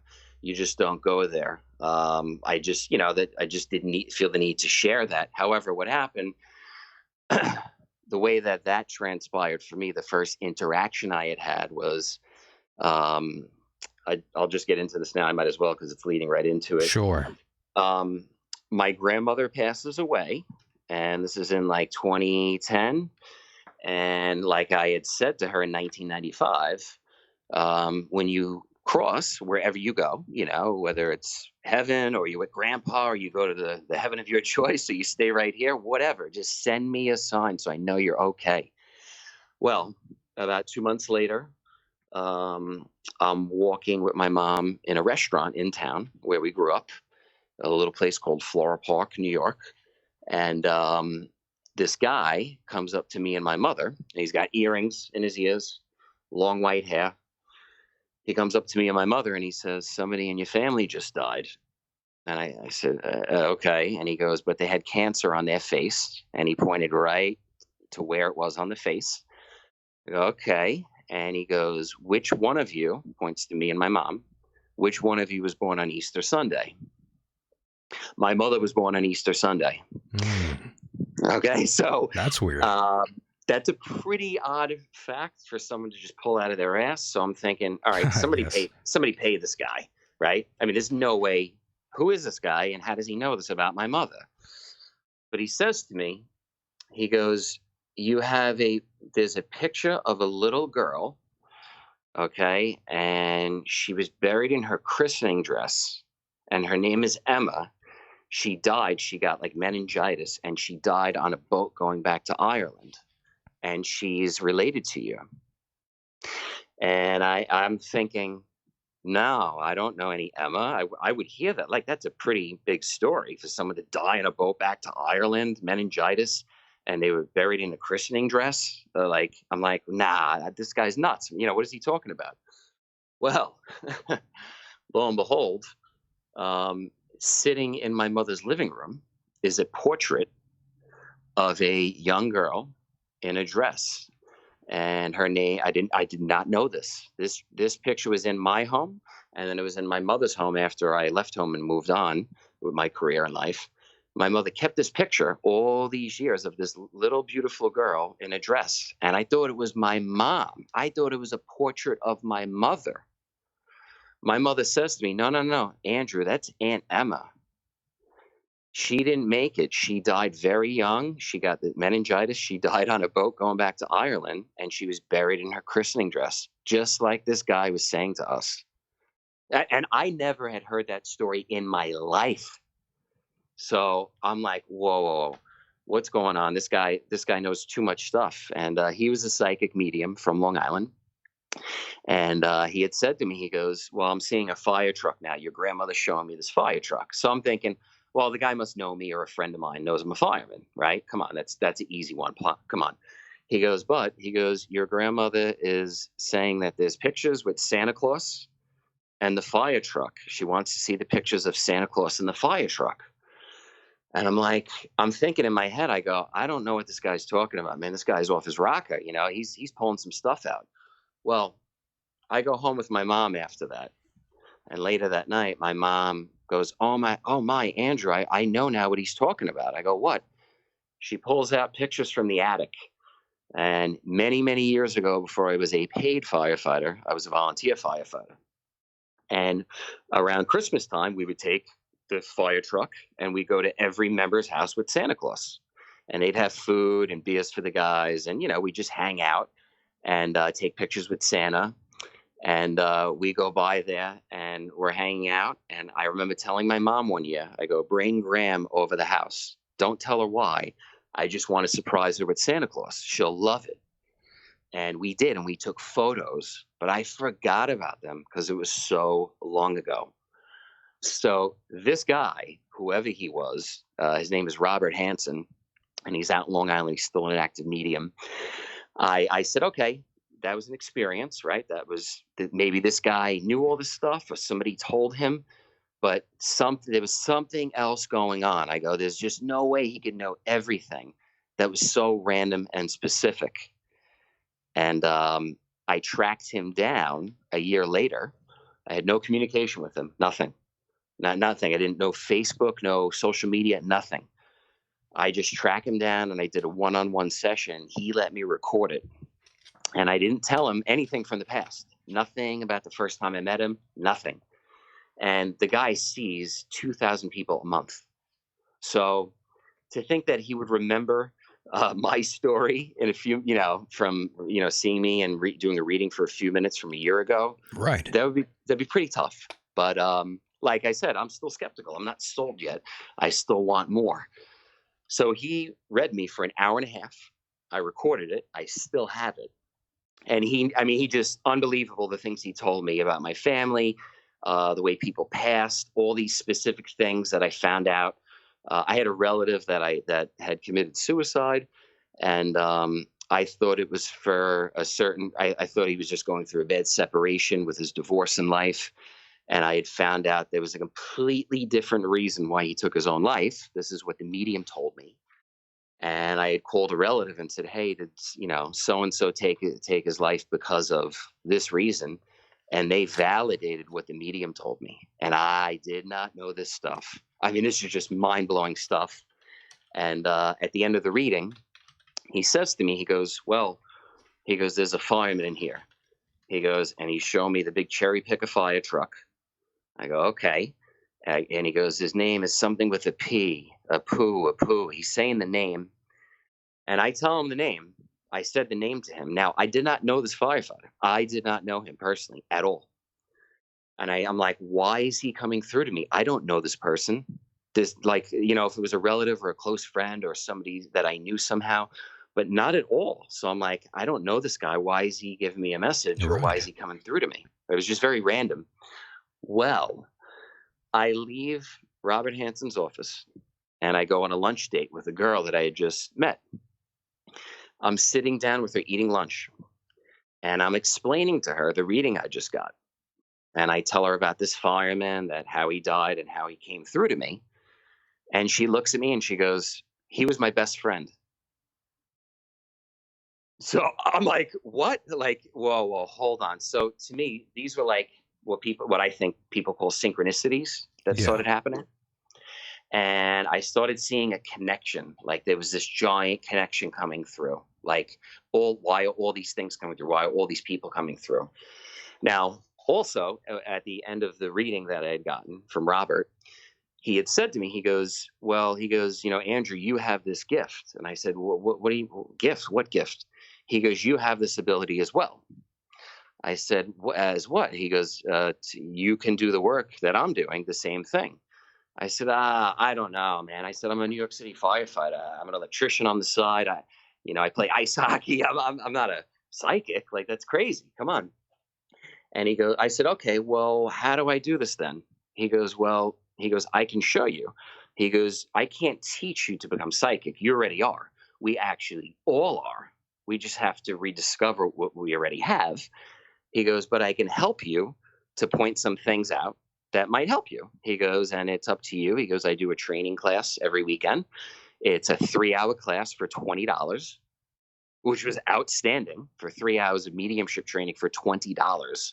I've never heard of that in my life, still to this day. So I didn't believe the guy, though. And I said, no, there's got to be pulling my leg. Maybe he wants money from me. I don't know. Well, sure enough, I start sitting around people and training with him every Saturday. I mean, I'm going every Saturday for a long time, months, years now, just going, going, going. And I'm sitting with random people that I don't know. And I am seeing things. I'm just seeing images now. Like I'll see a movie being played out and I'm describing to somebody what I'm seeing. And everyone's telling me, yeah, yeah, it's accurate. It's accurate. And I'm not believing it, right? I'm thinking these people just want to believe this, right? They're upset. They're vulnerable right now. Um, and I'm not charging anyone. I am doing this for free. I'm working my regular job and I'm just training on the weekends basically to do psychic work because I thought, well, this guy helped me with what I went through with my grandmother, the way she died, and the way she suffered at the end of her death with her cancer. I felt that wherever she is now, with the way she came through to me, that she's okay. I don't know where exactly she is. I just know that she's okay. And I said, well, if he did this for me and I possibly could do this for somebody else, well, I want to learn how to do that because I think that's an incredible thing. And I was very curious about it. So I just got into it, kept doing it, kept reading, but still, I did not want to come out about this. I didn't want to go to the firehouse and tell people. And at this point, Michael, I still did not make the connection with psychic work, with spirits, and UFOs. I did not. I thought they were completely different. Amazing. And the guy that trained me, Robert Hansen, if we would bring up the topic of UFOs, he would say to me, stay away from that shit. Oh my.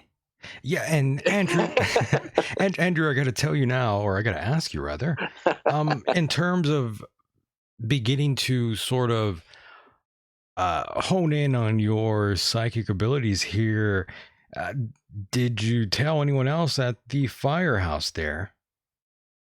Yes. How did you slowly come to reveal this sort of thing about you, Andrew? Well, what happens is this guy that started training me, Robert Hansen, he does fundraisers all throughout New York, Las Vegas, I mean, anywhere. And he does a lot of work where he gives back. He'll do free fundraisers, whatever. Well, he started doing fundraisers at firehouses. So guys at firehouses would see me there, right? Because I would go there and watch him just to see how he does what he does. I was fascinated by it. I didn't believe all of it. I thought there's got to be more to this. I need a lot of evidence. I need a lot of proof. I'm a New York City firefighter. People are full of crap all throughout New York City. And we see and hear it all and experience it all. So I needed a lot of evidence from this guy. And I started talking about it because guys would see me at events, guys I work with, guys I would know through people. And they'd say, oh, Robert, or they'd see me talking to him. I'd say, yeah, I know him. He's a good guy. He's a regular guy, nice guy. We don't, and just like anything, people that are into the stuff, we all don't have the same beliefs. But yet a lot of us just know there's something else going on. It's not that I believe everything he believes or see everything that he sees. I'm having an individual experience with this, just like he's having an individual experience. Yet, while we share about this, whether it's me and you, Michael, or me and Robert, or me and guys in the firehouse, I feel that we can help each other to look at things from different angles and maybe see things from a different perspective. So guys at work started to find out. And of course, there's no holds barred in the firehouse. I'm sure they talk shit. Yes, I'm sure they said something. Sure. Oh, yeah. So at this point, I was not speaking about this publicly. I don't blame you. I was just going and doing this on the weekends, going to little events. I was not on social media about this stuff, nothing. So I talk about it at work. And then guys would say, all right, well, read me. I want you to read me. I want you to tell me something that I don't know. And I said, well, I know you. You know what I mean? I've known you for 8 years. So I know a lot about you. I'd much rather read like your cousin or your spouse or your uncle or somebody I don't know and I know nothing about. That way, for you at least, you could say, oh, man, Raz, there's no way you could have known that about me. There's no way you could have known that about my wife's nephew in Puerto Rico. So that's exactly what happened. Guys started to call me, or I'd go over to somebody's house for dinner. And after dinner, we'd sit down and talk. And I would do, just for fun, I would say, hey, can I practice on you? Or, and they were like, yeah, sure. So I would just do a reading. and literally start to see these images around them, like a movie being played out, say to them what I'm seeing. And they were fascinated. They said, there's no way that you could have known that. And that is the specific thing that happened. I saw somebody's relative. I saw a deceased relative that had died with a disability of a friend's wife. I saw the exact way they died. They were just showing this to me, and I just relayed the message to them. And the wife was in tears after. She Amazing. said, "There's no way. There's no way you could have known that about us." I said, "I'm not making this up." I don't fully understand it at that point. So you basically tripped out your fellow firefighters at some point. And also, Michael, at this point, we're not even getting into the UFO stuff yet. Almost. We're getting there. We're getting there. Yes. So guys are hearing about the psychic stuff, right? And they're like, all right, well, maybe, right? It's a little far-fetched, but maybe. But I don't drink, I don't take any drugs, nothing like that. So why not? Sorry, I had to ask. No. It's not like I'm getting drunk I hear you. And saying these crazy, bizarre things, or I'm taking peyote or some crazy thing. And I'm not saying that stuff doesn't work for some people. We all have our own path. Once again, that's just not mine. So it is what it is, and I'm seeing what I'm seeing. I'm fully alert. I'm fully present.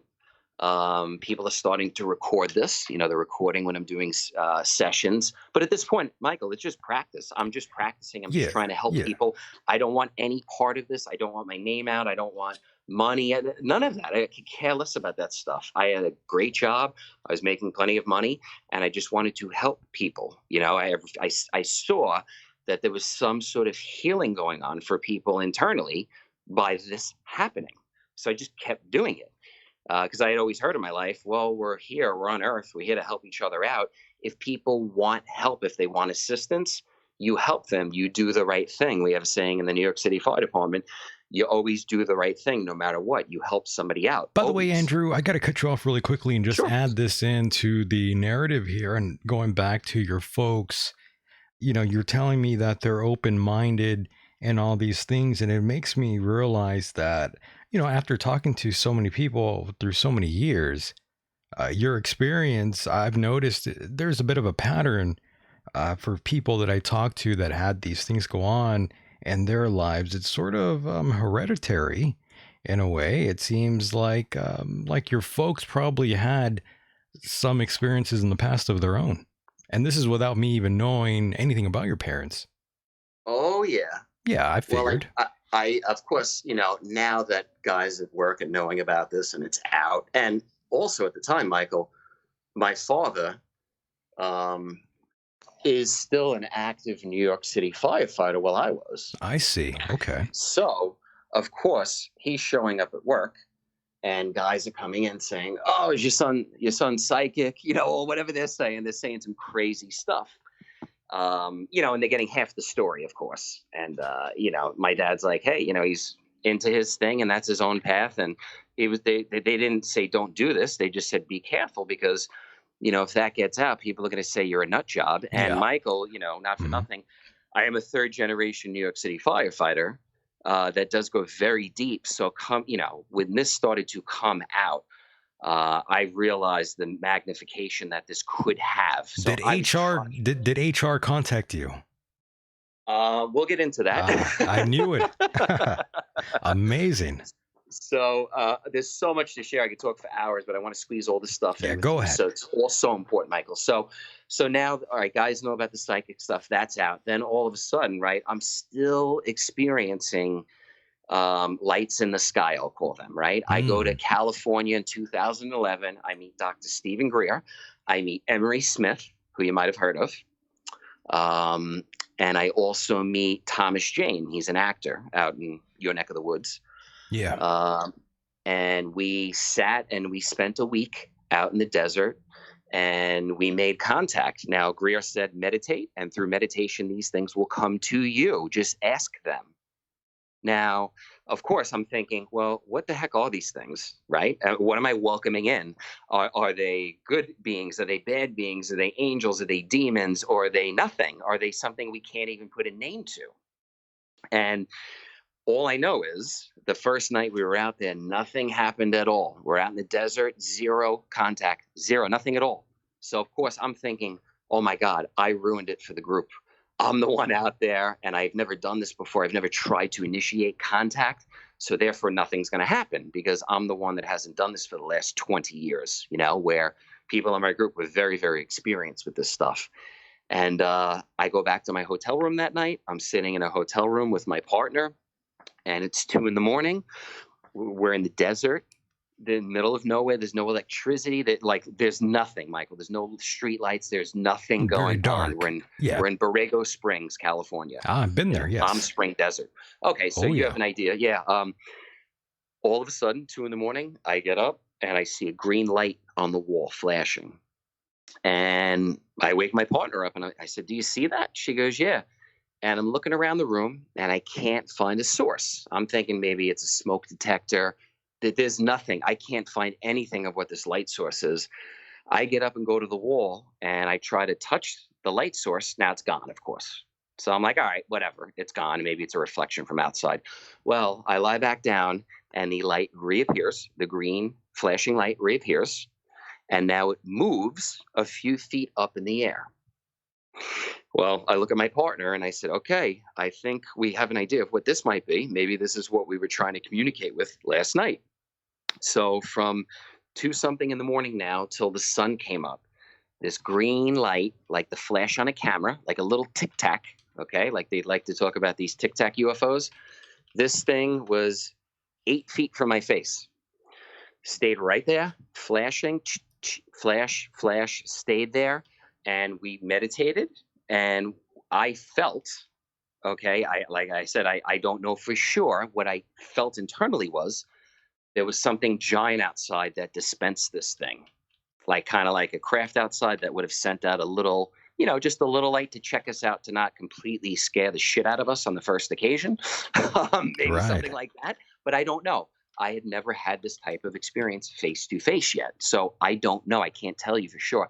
All I know is I stayed in that bed and we looked at this thing and we meditated and it was fascinating.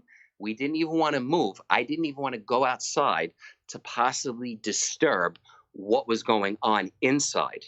It was so incredible. And the sun comes up. It's 8, 9 in the morning now. We go back to the house. Amazing. We're hanging out with Dr. Greer, Thomas Jane, Emery Smith, Jan Bravo, all these amazing people are there. Did he have his bodyguards with him? That's one of the questions. Yes. I'm just curious, why does Greer think it's so necessary to have a lineup of armed security guards around him? Does he think he's like the president? I'm just curious. Well, I became part of his security detail that week. Amazing. Oh, man. Good Lord. My partner at the time was a New York police officer, a female, that is, my ex. And obviously she knows how to fire a firearm, right? The evil ex. Yes. Amazing. She's fine. She's fine. Okay. Anyway, so, and me as well. I knew how to operate a firearm and I know first aid. Well, that week, one of Greer's security team members, their mother was ill and they had to leave. And Greer brought us in a back room, showed us his 9mm, and asked us to be sort of his security detail in case something went down. So we said, sure, okay. And we nothing went down, of course. Everything was fine. So he's strapped with a gun. Oh, I saw a 9mm. Wow, yeah. Greer strapped with a strap. Okay. He was not playing around because over the years, he had told us, privately that they had some interference and that actually the group we were with, believe it or not, there were some people from other agendas, I'll just say, that were in our group that he knew of. He was well aware of. Maybe there were some people in the group that were trying to contact different types of entities. Whether people might look at them as negative or positive, that's up to your own interpretation. Greer was well aware of these people being in the group and just knew that they had ties to some pretty powerful people. And nothing did go down, but we were aware of the people that were there and what they were about. And we just kept an extra eye on them. They filmed and photographed everything we did. It was it was non-stop contact from that experience I had that night with the green light in the room, non-stop till the end, till the week we left. It did not stop, Michael. Day and night, seeing lights, objects, and just literally we would sit, do a meditation for maybe a few minutes, 5 minutes. Some nights before we even sat down to set up our gear, our chairs, and our contact gear. We have some crop circle tones that we would use. We didn't even get to do that yet, and all of a sudden it would be craft. That's wild. Yeah. And Andrew, I got to quickly, yes, sir. And I got to quickly add here, I've been out there in Joshua Tree, California, where a lot of these sort of sightings had gone down. 2016, I was out there, and that's a year where lots of sightings were reported. I myself didn't see anything in the sky. I had my own sort of experience. That's a whole different story. But in terms of these sort of sky watch sort of scenarios and events, I've never been to one before. And some people really do believe wholeheartedly that they see, or they've seen something rather, that is not man-made. Yes, all I know is, and I kept it very basic when I started doing this stuff. Instead of getting caught away with, oh, they're Arcturians, or they're this, or they're that. All I knew, and still right now, when I meditate, I will ask, literally in my mind, for an object to appear. This is the way I was taught from Greer. Show them your location. They'll show you theirs. You go outside, and you may receive a time, like a specific time, or a specific coordinate in the sky. And we had filmed and recorded coordinates and times with Greer. And I've done this over the years. And I'm not kidding you, Michael. I have done this hundreds of times. Hundreds. Like, I'm not kidding. Since then, hundreds. I've met and taken thousands of photos of this stuff. And we've done this over and over and over, repetition.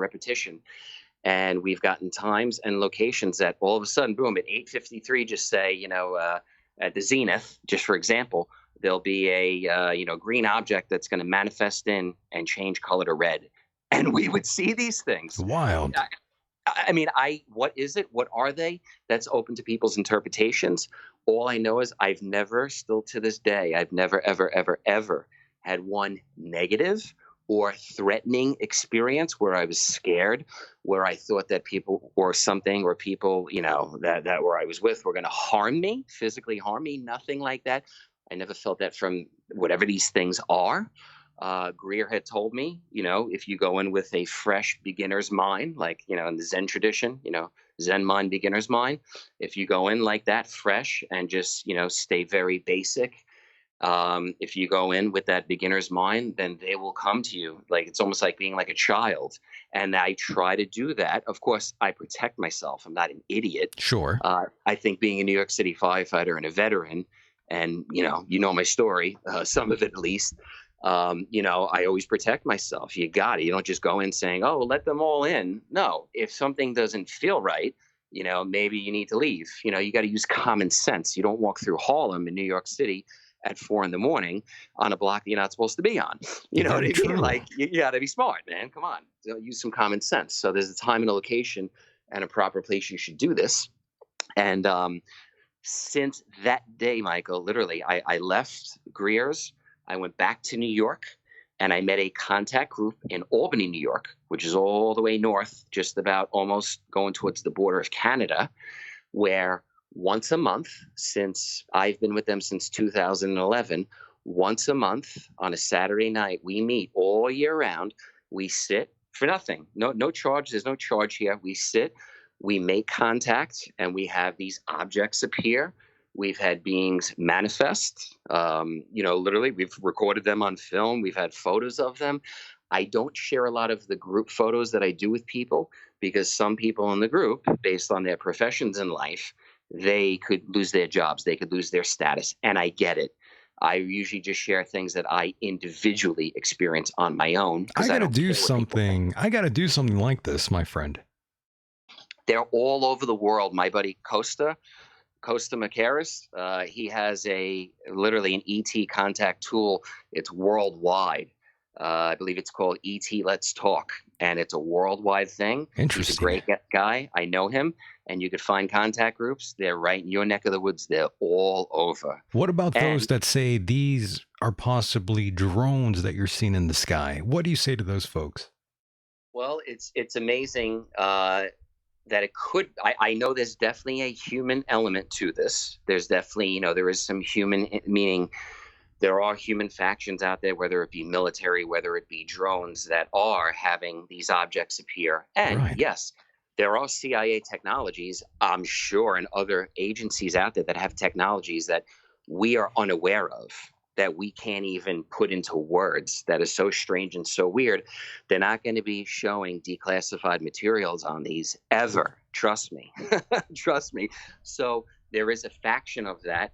But over the years, for me, Michael, just my experience, I can feel when something is going on internally, it reflects externally for me.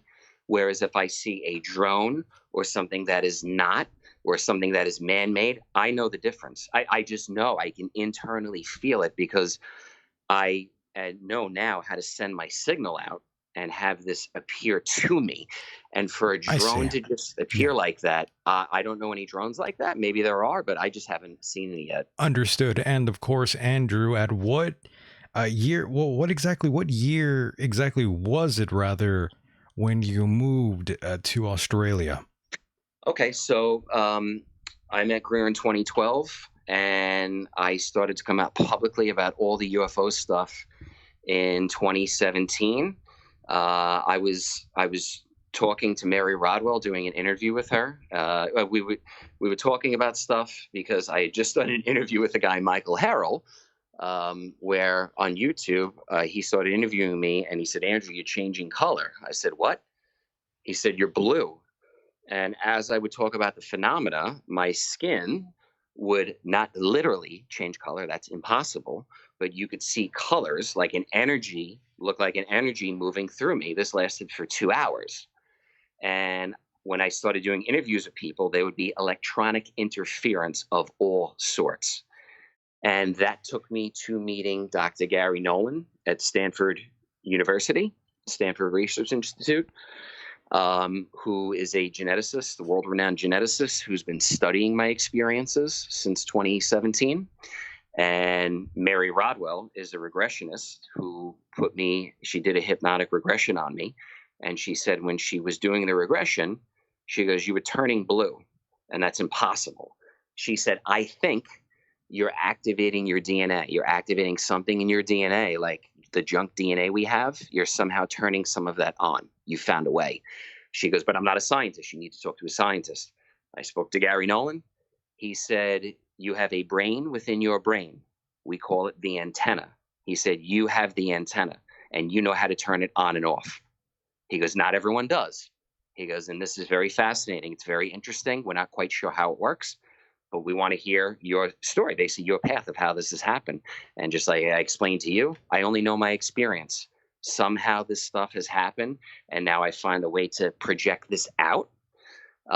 So I started sharing more and more. Next thing you know, in July of last summer, I ended up in the New York Post.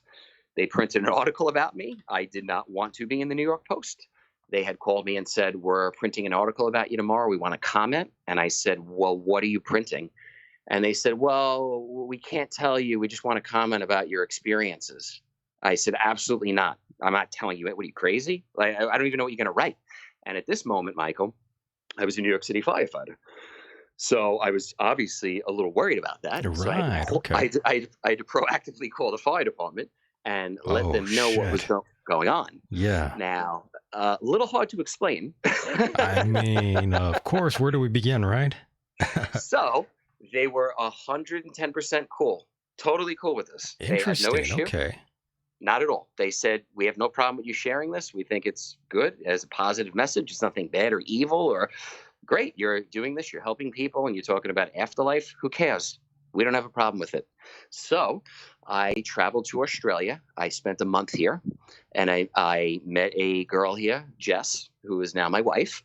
Oh, shit. Love story. We met, and I the day before we met, Michael, I'm in Australia, right? I'm traveling through Australia. I stayed with Mary Rodwell's son, Timmy, for a few days. Then I went to Mary's house, spent time at her house with her. And she said to me, she goes, "Why are you here?" I said, "Well, I'm on the path." She goes, "Now, there's something more to this." I said, "What?" She goes, "You have children." I said, "No, I don't." She goes, "Yes, you have children." Like, "What are you talking about?" She said, "They're on the craft. You haven't met them yet, but you're going to meet them. You're going to meet their mother, and they're going to start revealing themselves to you." Now, I'm not going to get into the hybrid thing. I'm very skeptical about all that. I'm not saying I am a hybrid. I'm not saying that at all. I'm just relaying what Mary said to me. Of course, I need much more proof than just that. You kind of are a hybrid in a way because, you sort of but you sort of sound like Frankie Edgar and you look like the Italian Tom Brady. Well, you know what? I love it. Mary says, she goes, "Andrew, we're all hybrids. We just have to rediscover who we are." And I agree with that. You know what I mean? Like there's so many elements to all of us and they come out. And no matter how people take that out on us or they talk to us about it in a good or a bad way, we're all rediscovering things that they're in there already. They're just coming out and they're coming out. And, you could look at your shadow or you could run from it, or you could look at just the good things. It's up to you. We're all individuals. Yeah. And, I got to bring up the wife here. And she was open-minded towards all these subjects, of course. And, I have heard of your wife a little bit, and I don't mean that in a negative way. Totally positive. And I find her incredibly interesting in my part, even to the point where I even want to bring her on here since she is a psychiatrist, correct? Yes. My God. So, she's. This is very interesting because of your wife's profession. I can't help but also think in a way where what she thinks in terms of you channeling. I mean, some people think you're maybe perhaps being misled by an entity or even your own subconscious mind. I'm very curious to think what she makes of that. Well, she is she does a lot of therapy for children who would be considered star children. Amazing. So, of course, people that are in school that have kids, they can't go to the principal and say, "Hey, my child is 4 years old, yet they could read and write Latin and Egyptian, but we're not Egyptian or we don't speak Latin." So they refer them to people that'll see them, and not everyone will see them. And luckily, my wife will see children like that, and they are able to come into her office and say exactly what they're seeing. And my wife has abilities as well. Amazing. Where she can confirm what she is seeing or not. She just doesn't whitewash them or just say, "Oh, yeah, I see that too." She will be open and honest and always listen instead of shutting them down and keeping them in that box. Let them speak. They might have something to teach us. They might. Andrew, I don't blame you for finding love in Australia. Lots of gorgeous women out there. Absolutely. Amazing. And this is like I said, this is the path. And the night I met Jess, I went to Mary's. The next day I met Jess. We're sitting in a yard in Byron Bay. It's beautiful. And of course, a craft appears. And perfect. I remember saying to the craft, I filmed this, I took pictures, and I looked at her and I said, "Jess," "they're telling me that our children are on that craft." That's wild stuff. She goes in the room. She goes in the other room, in the back room. And I said to the craft, I said, "Okay, if this is really happening, I want you to move from one side of the house to the other side of the house and sit outside the window." I go in the house, I open the curtain, she walks out of the bathroom, boom, the craft appears on the other side of the house. So Lord. Even if these things are deceiving me, fooling me, leading me along on this mystery, I met a beautiful woman. I have a beautiful 3-month-old daughter, a 12 and 10-year-old that my wife had from a previous marriage. And I have an amazing life here. So, wow, that's really horrible. They must be so deceptive. I mean, when you break it down that way, as long as you are happy, I mean, I guess it's not so bad. Like I said, there's never been one negative experience. And I've met other experiencers like Peter Maxwell Slattery. Yes. And We've gone out in the woods, like you've seen on many occasions, I'm we have gonna play that hours video. of footage. We have hours of footage. We just did a little snippet there. We're working on a few projects together. We've gotten the attention of a lot of people all over the world with this, and we have over the last year or two, but this video especially.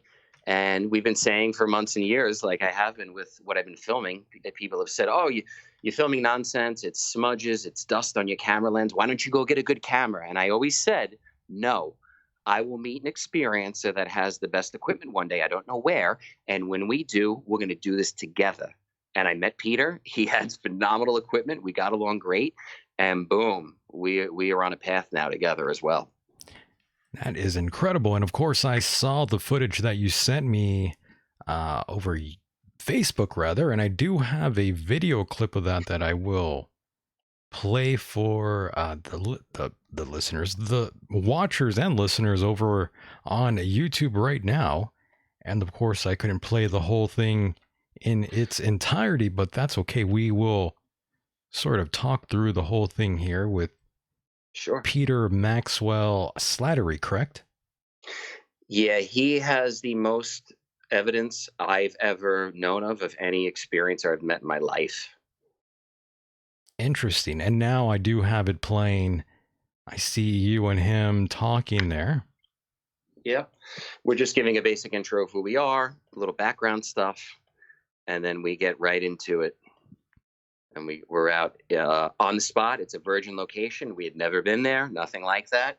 No pre-warm-up, just boom. We just met for dinner and went right out. Boom.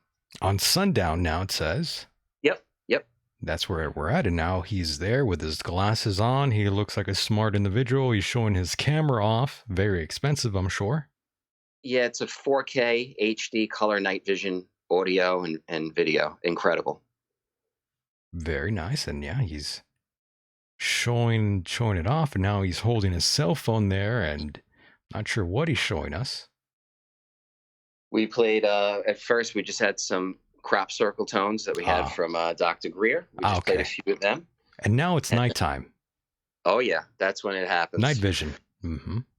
Yep, so we're at night vision, and we get right into it. We could feel on the ground before we saw anything. We could feel, and we had time specifically. I looked at my phone. I said at 8:53 and 9:44, we're going to have craft appear. And at 8:53 and 9:44, we did have sightings. Another UFO, it says, and that's a pretty bright one that just flew by there. And now, yeah, it's very bright. Yeah, it's massive. Yeah. Yeah, that thing is. And we filmed them with two different cameras. I had one, he had one, just to get, two different perspectives on it.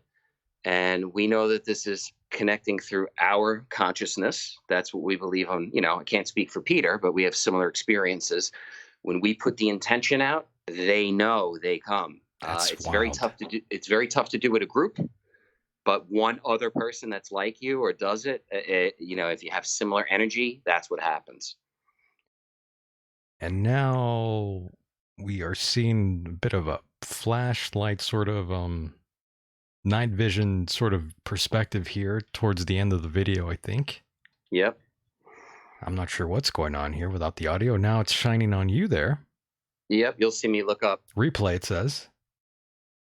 Something passes by you on the right-hand side. Yeah, we had orbs and all sorts of manifestations. Yeah. As I would say the word open third eye or open heart chakra, I was saying these, there were times in the videos you would see orbs pop out of my chest or from my head area. I do see that in the tree now. Yep. Oh, yeah. That is pretty unusual. Whatever the hell that is. Yeah, I was just saying to him, I said, as above, so below. Because we've been seeing things on the ground, and then boom, I usually can feel when something is around or above. I looked up and bang, it was right over our heads. Now we have it says other camera now. Yep, we recorded with two just to get both angles to show people. Pretty wild stuff here for those in the chat room. And now we have closed out the CE5 ET contact with Andrew Radziewicz and Peter Maxwell Slattery. Yep. Amazing stuff. pretty wild. I have no idea what to make of those things that you saw. I don't know if they're drones, planes, or the real deal Holyfield. I don't know. Yeah, yeah, it is. We always go out. We bring charts for the star charts, the ISS stations. We look at all that stuff to see what we're dealing with before we go out. And as far as to our knowledge, those weren't drones. We would see these objects appear out of nowhere and then they'd vanish. So they're either turning off their lights as a drone and disappearing, which that must be some sort of military, a high-tech thing that we're unaware of if it is. We've been both doing this so long and seeing these objects, and I've seen them float right by our faces that close. I'm going to have to play that video yet again.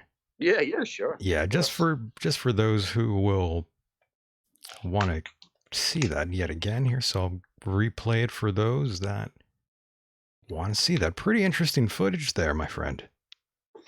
Yeah, it's very interesting, and I don't like telling people what it is when they say, what is it, because I'm looking at it from my angle, you're looking at it from yours, Peter's looking at it from his.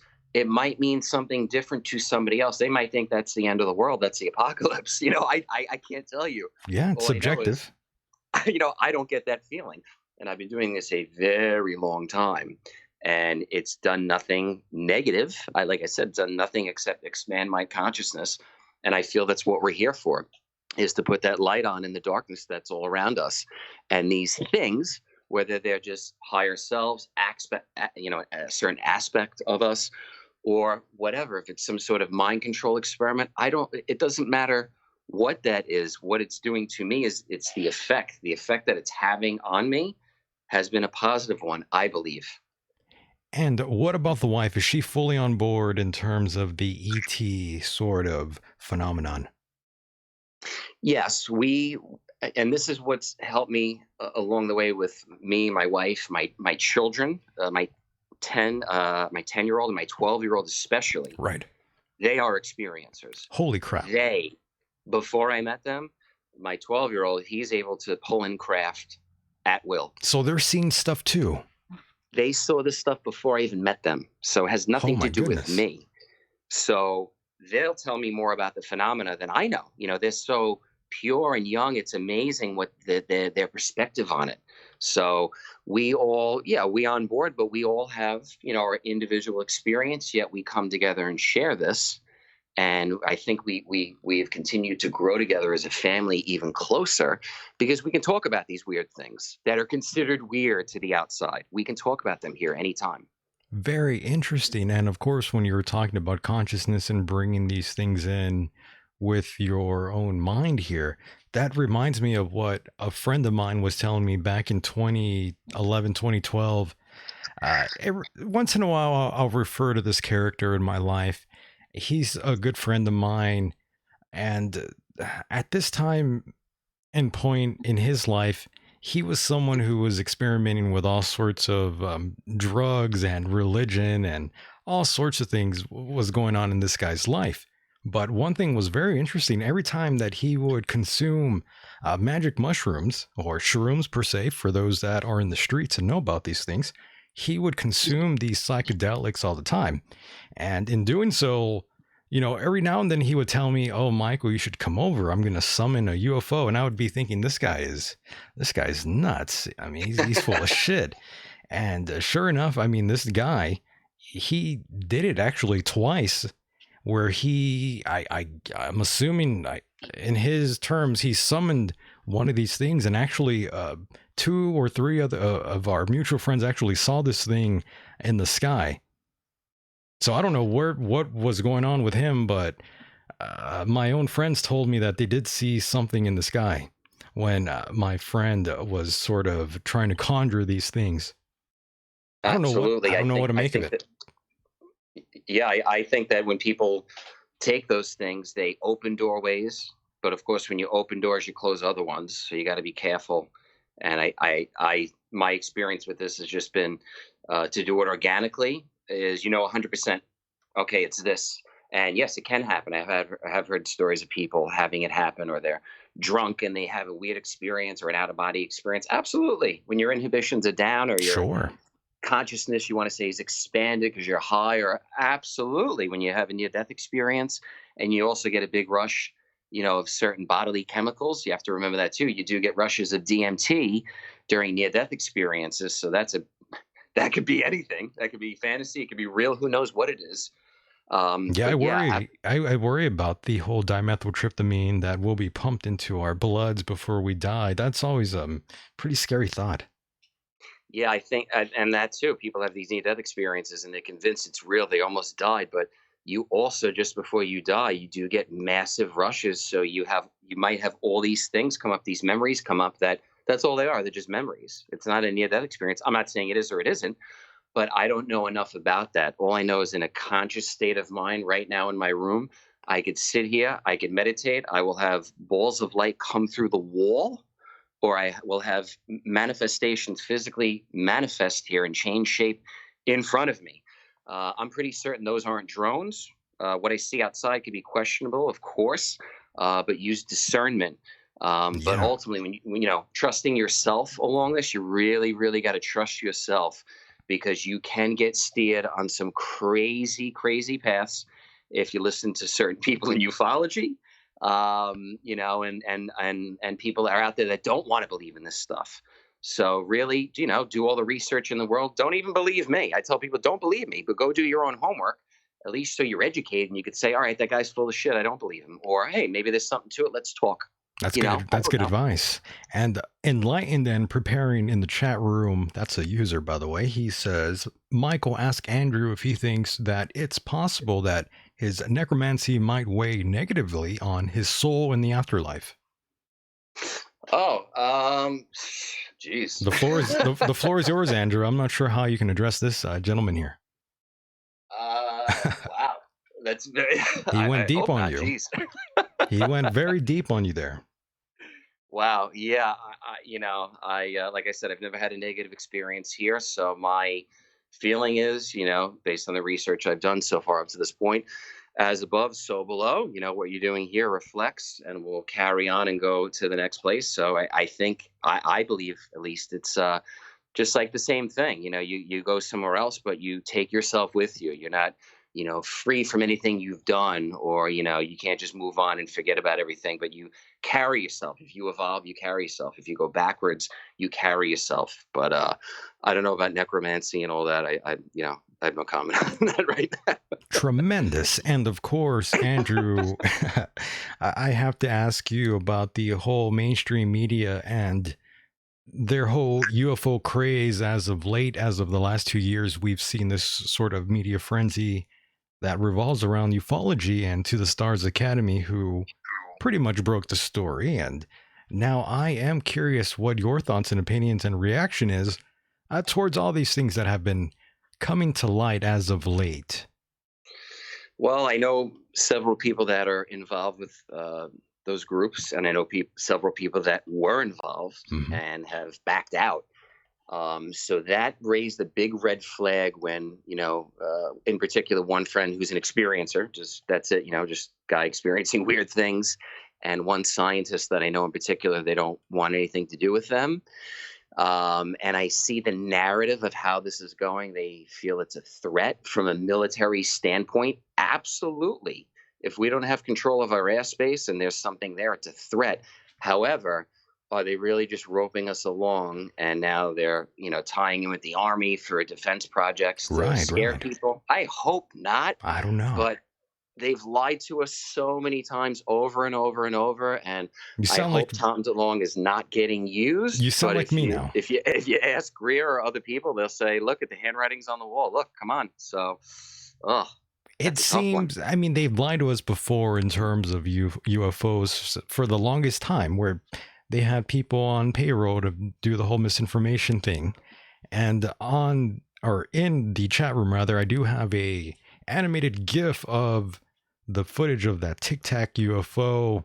It says one of the pilots, David Fravor, told CNN that what he saw looked like a 40-foot long Tic Tac maneuvering rapidly and changing its direction.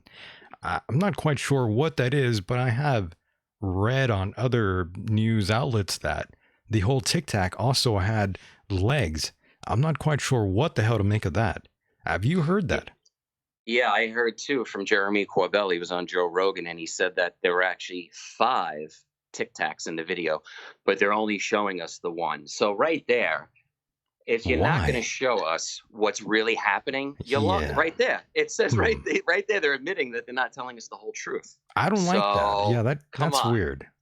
Yeah, you can't do that now. Right there, your credibility to me is out the window. If you're going to show me a fifth, if I shared a fifth of my story, Michael, Hmm. that could go in any direction. You got to tell everyone what's going on, and people might put it together, or they still might think it's nonsense. But to the stars, there's too many people involved, and it's all ex. Mostly it's ex-intelligence people who you never Exactly. ex-intelligence. You never ex. You're Hmm. always in. So. It's hard to trust anyone these days. That's the whole problem, especially in ufology.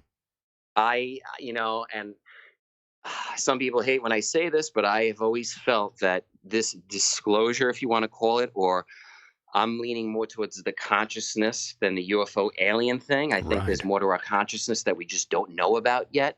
But I feel that the revealing of consciousness and consciousness expansion, the best way to figure it out is to stick with the people that are just out there in the mud doing it. Because most of these people, too, from To the Stars and these people that are out there, they've never even seen a UFO.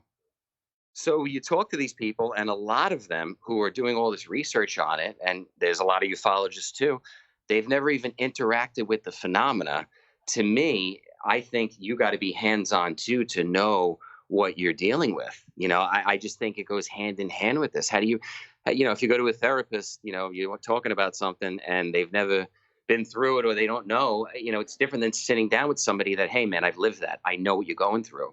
To me, that's priceless. And To the Stars just seems to be pushing a false narrative that's going to scare the crap out of people. Yeah, we will have to wait and find out to see what really goes down with the organization. And of course, I've been very hard pressed on them.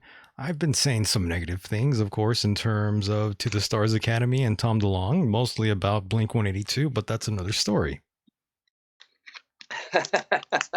Yep. Yep. Well, I hope he's not getting played. He I swears he hope isn't, not. but I hope he isn't. he's never seen one either. He went out with Greer for a week and had contact, but he'll say, "Oh, he had a high strangeness experience," but he's not technically. He doesn't consider himself an experiencer of this. So when you look deeper and deeper into this and see more and more of what's going on, I think a lot more of it makes sense. But yet, it's a very strange phenomena. A lot of Definitely. people, a lot of the doubters and the marks for for Mark, for DeLong there, rather. A lot of his Mark fans were saying things like, "What have you done in terms of ufology?" And I would answer back and say, "Well, if I had that sort of money, I'm sure I would be doing the same thing." Yes, and he wanted to buy all of the data from the free organization that's owned by it was Edgar Mitchell, I Ray never knew Hernandez, that. Mary Rodwell. Okay, interesting. Tom DeLonge wanted to buy all of the experiencer data because the experiencer data overall mostly suggests there's an overwhelmingly majority says that their experiences, whether they thought they were good or bad, most people would welcome to have another experience, and they've changed their lives for the better. And he, from what I heard, wanted to get his hands on that and do what with it, I don't know, but they won't give it to him. Very unusual. And Michael, that's from the people. That's no government shit. That is right from the people, just sharing their stories. I'm not sure why, but enlightened and preparing in the chat room, he's firing back again, Andrew. This time he's saying Michael asked him if he has any concern for his eternal soul because of the practice of necromancy. There are many that say it is a bad practice, and I'm not sure where he's getting at with this one, but he seems very hard pressed on it. I don't know what to say. I can't help him either, but bless his little soul. I don't, I like I said, this is an experience that happened to me. I don't look at it, religiously. Not one person that's come through to me has ever said, "Oh, I'm with Jesus, I'm with God, I'm fine." It's not that at all. The message, all I've gotten back was basically, they're still here. There's a resonant energy field that's around. They love their loved ones here. They have a message for them. But I know necromancy also talks about predicting the future. No one can predict the future. I do not predict the future. And no entity ever, no soul has come through to me from someone's loved one and said, this is going to happen tomorrow, watch out, or go buy the winning lotto ticket. That's all nonsense. Amazing. So the necromancy is just out. I don't even know how to describe what I do. I don't even like saying the word medium. I've just tapped into my consciousness. People call it a medium. They call it that. But I can't even describe it. I don't even know what you would word it as. I don't want to limit it to anything. I'm just more aware based on expanding my consciousness. And on that note, that brings up another name in my mind. And I have to ask you, what are your thoughts and reactions towards someone like a Sylvia Browne? Oh, God. Here we go. Yeah. Yeah, well, that's exactly it, And like I've said, I did not do this from day one. I did not want any sort of money from this. That was just not my thing. That is so evil. Very evil. I think, once again, doing it for the right intent, whether it's doing, you want to call it psychic work, or going down the street and helping your neighbor, or going down the street and robbing your neighbor. Well, when you get to the other side, wherever that is, there might be that you might have to answer for that if you get away with it here. I don't think you get away with anything. I think it's no different. But if you're doing with the right intent to help somebody, hey, I know in my heart I'm doing it with the right intent. However they take it, I don't ever put it on someone. I never go up to somebody and say, hey, your Aunt Sally's here. Never, ever. That's not proper etiquette in Metaphysics 101. Metaphysics, the proper etiquette. If people come to me, I will help anyone. I do not find anyone that's inappropriate. Yeah, I would have to say that's pretty dangerous to do, to pull on the heartstrings of the innocent out there. And Sylvia Browne predicted all kinds of things. She got them wrong, and it really ruined so many families with her lack of knowledge, I should say. Yeah, and she, of course, gave a lot of mediums horrific names because they just assume, well, you're like her. Oh, you're doing this. You're going to predict this. I do not do predictions. No, I look at it like nobody can. There are no future predictions with the souls.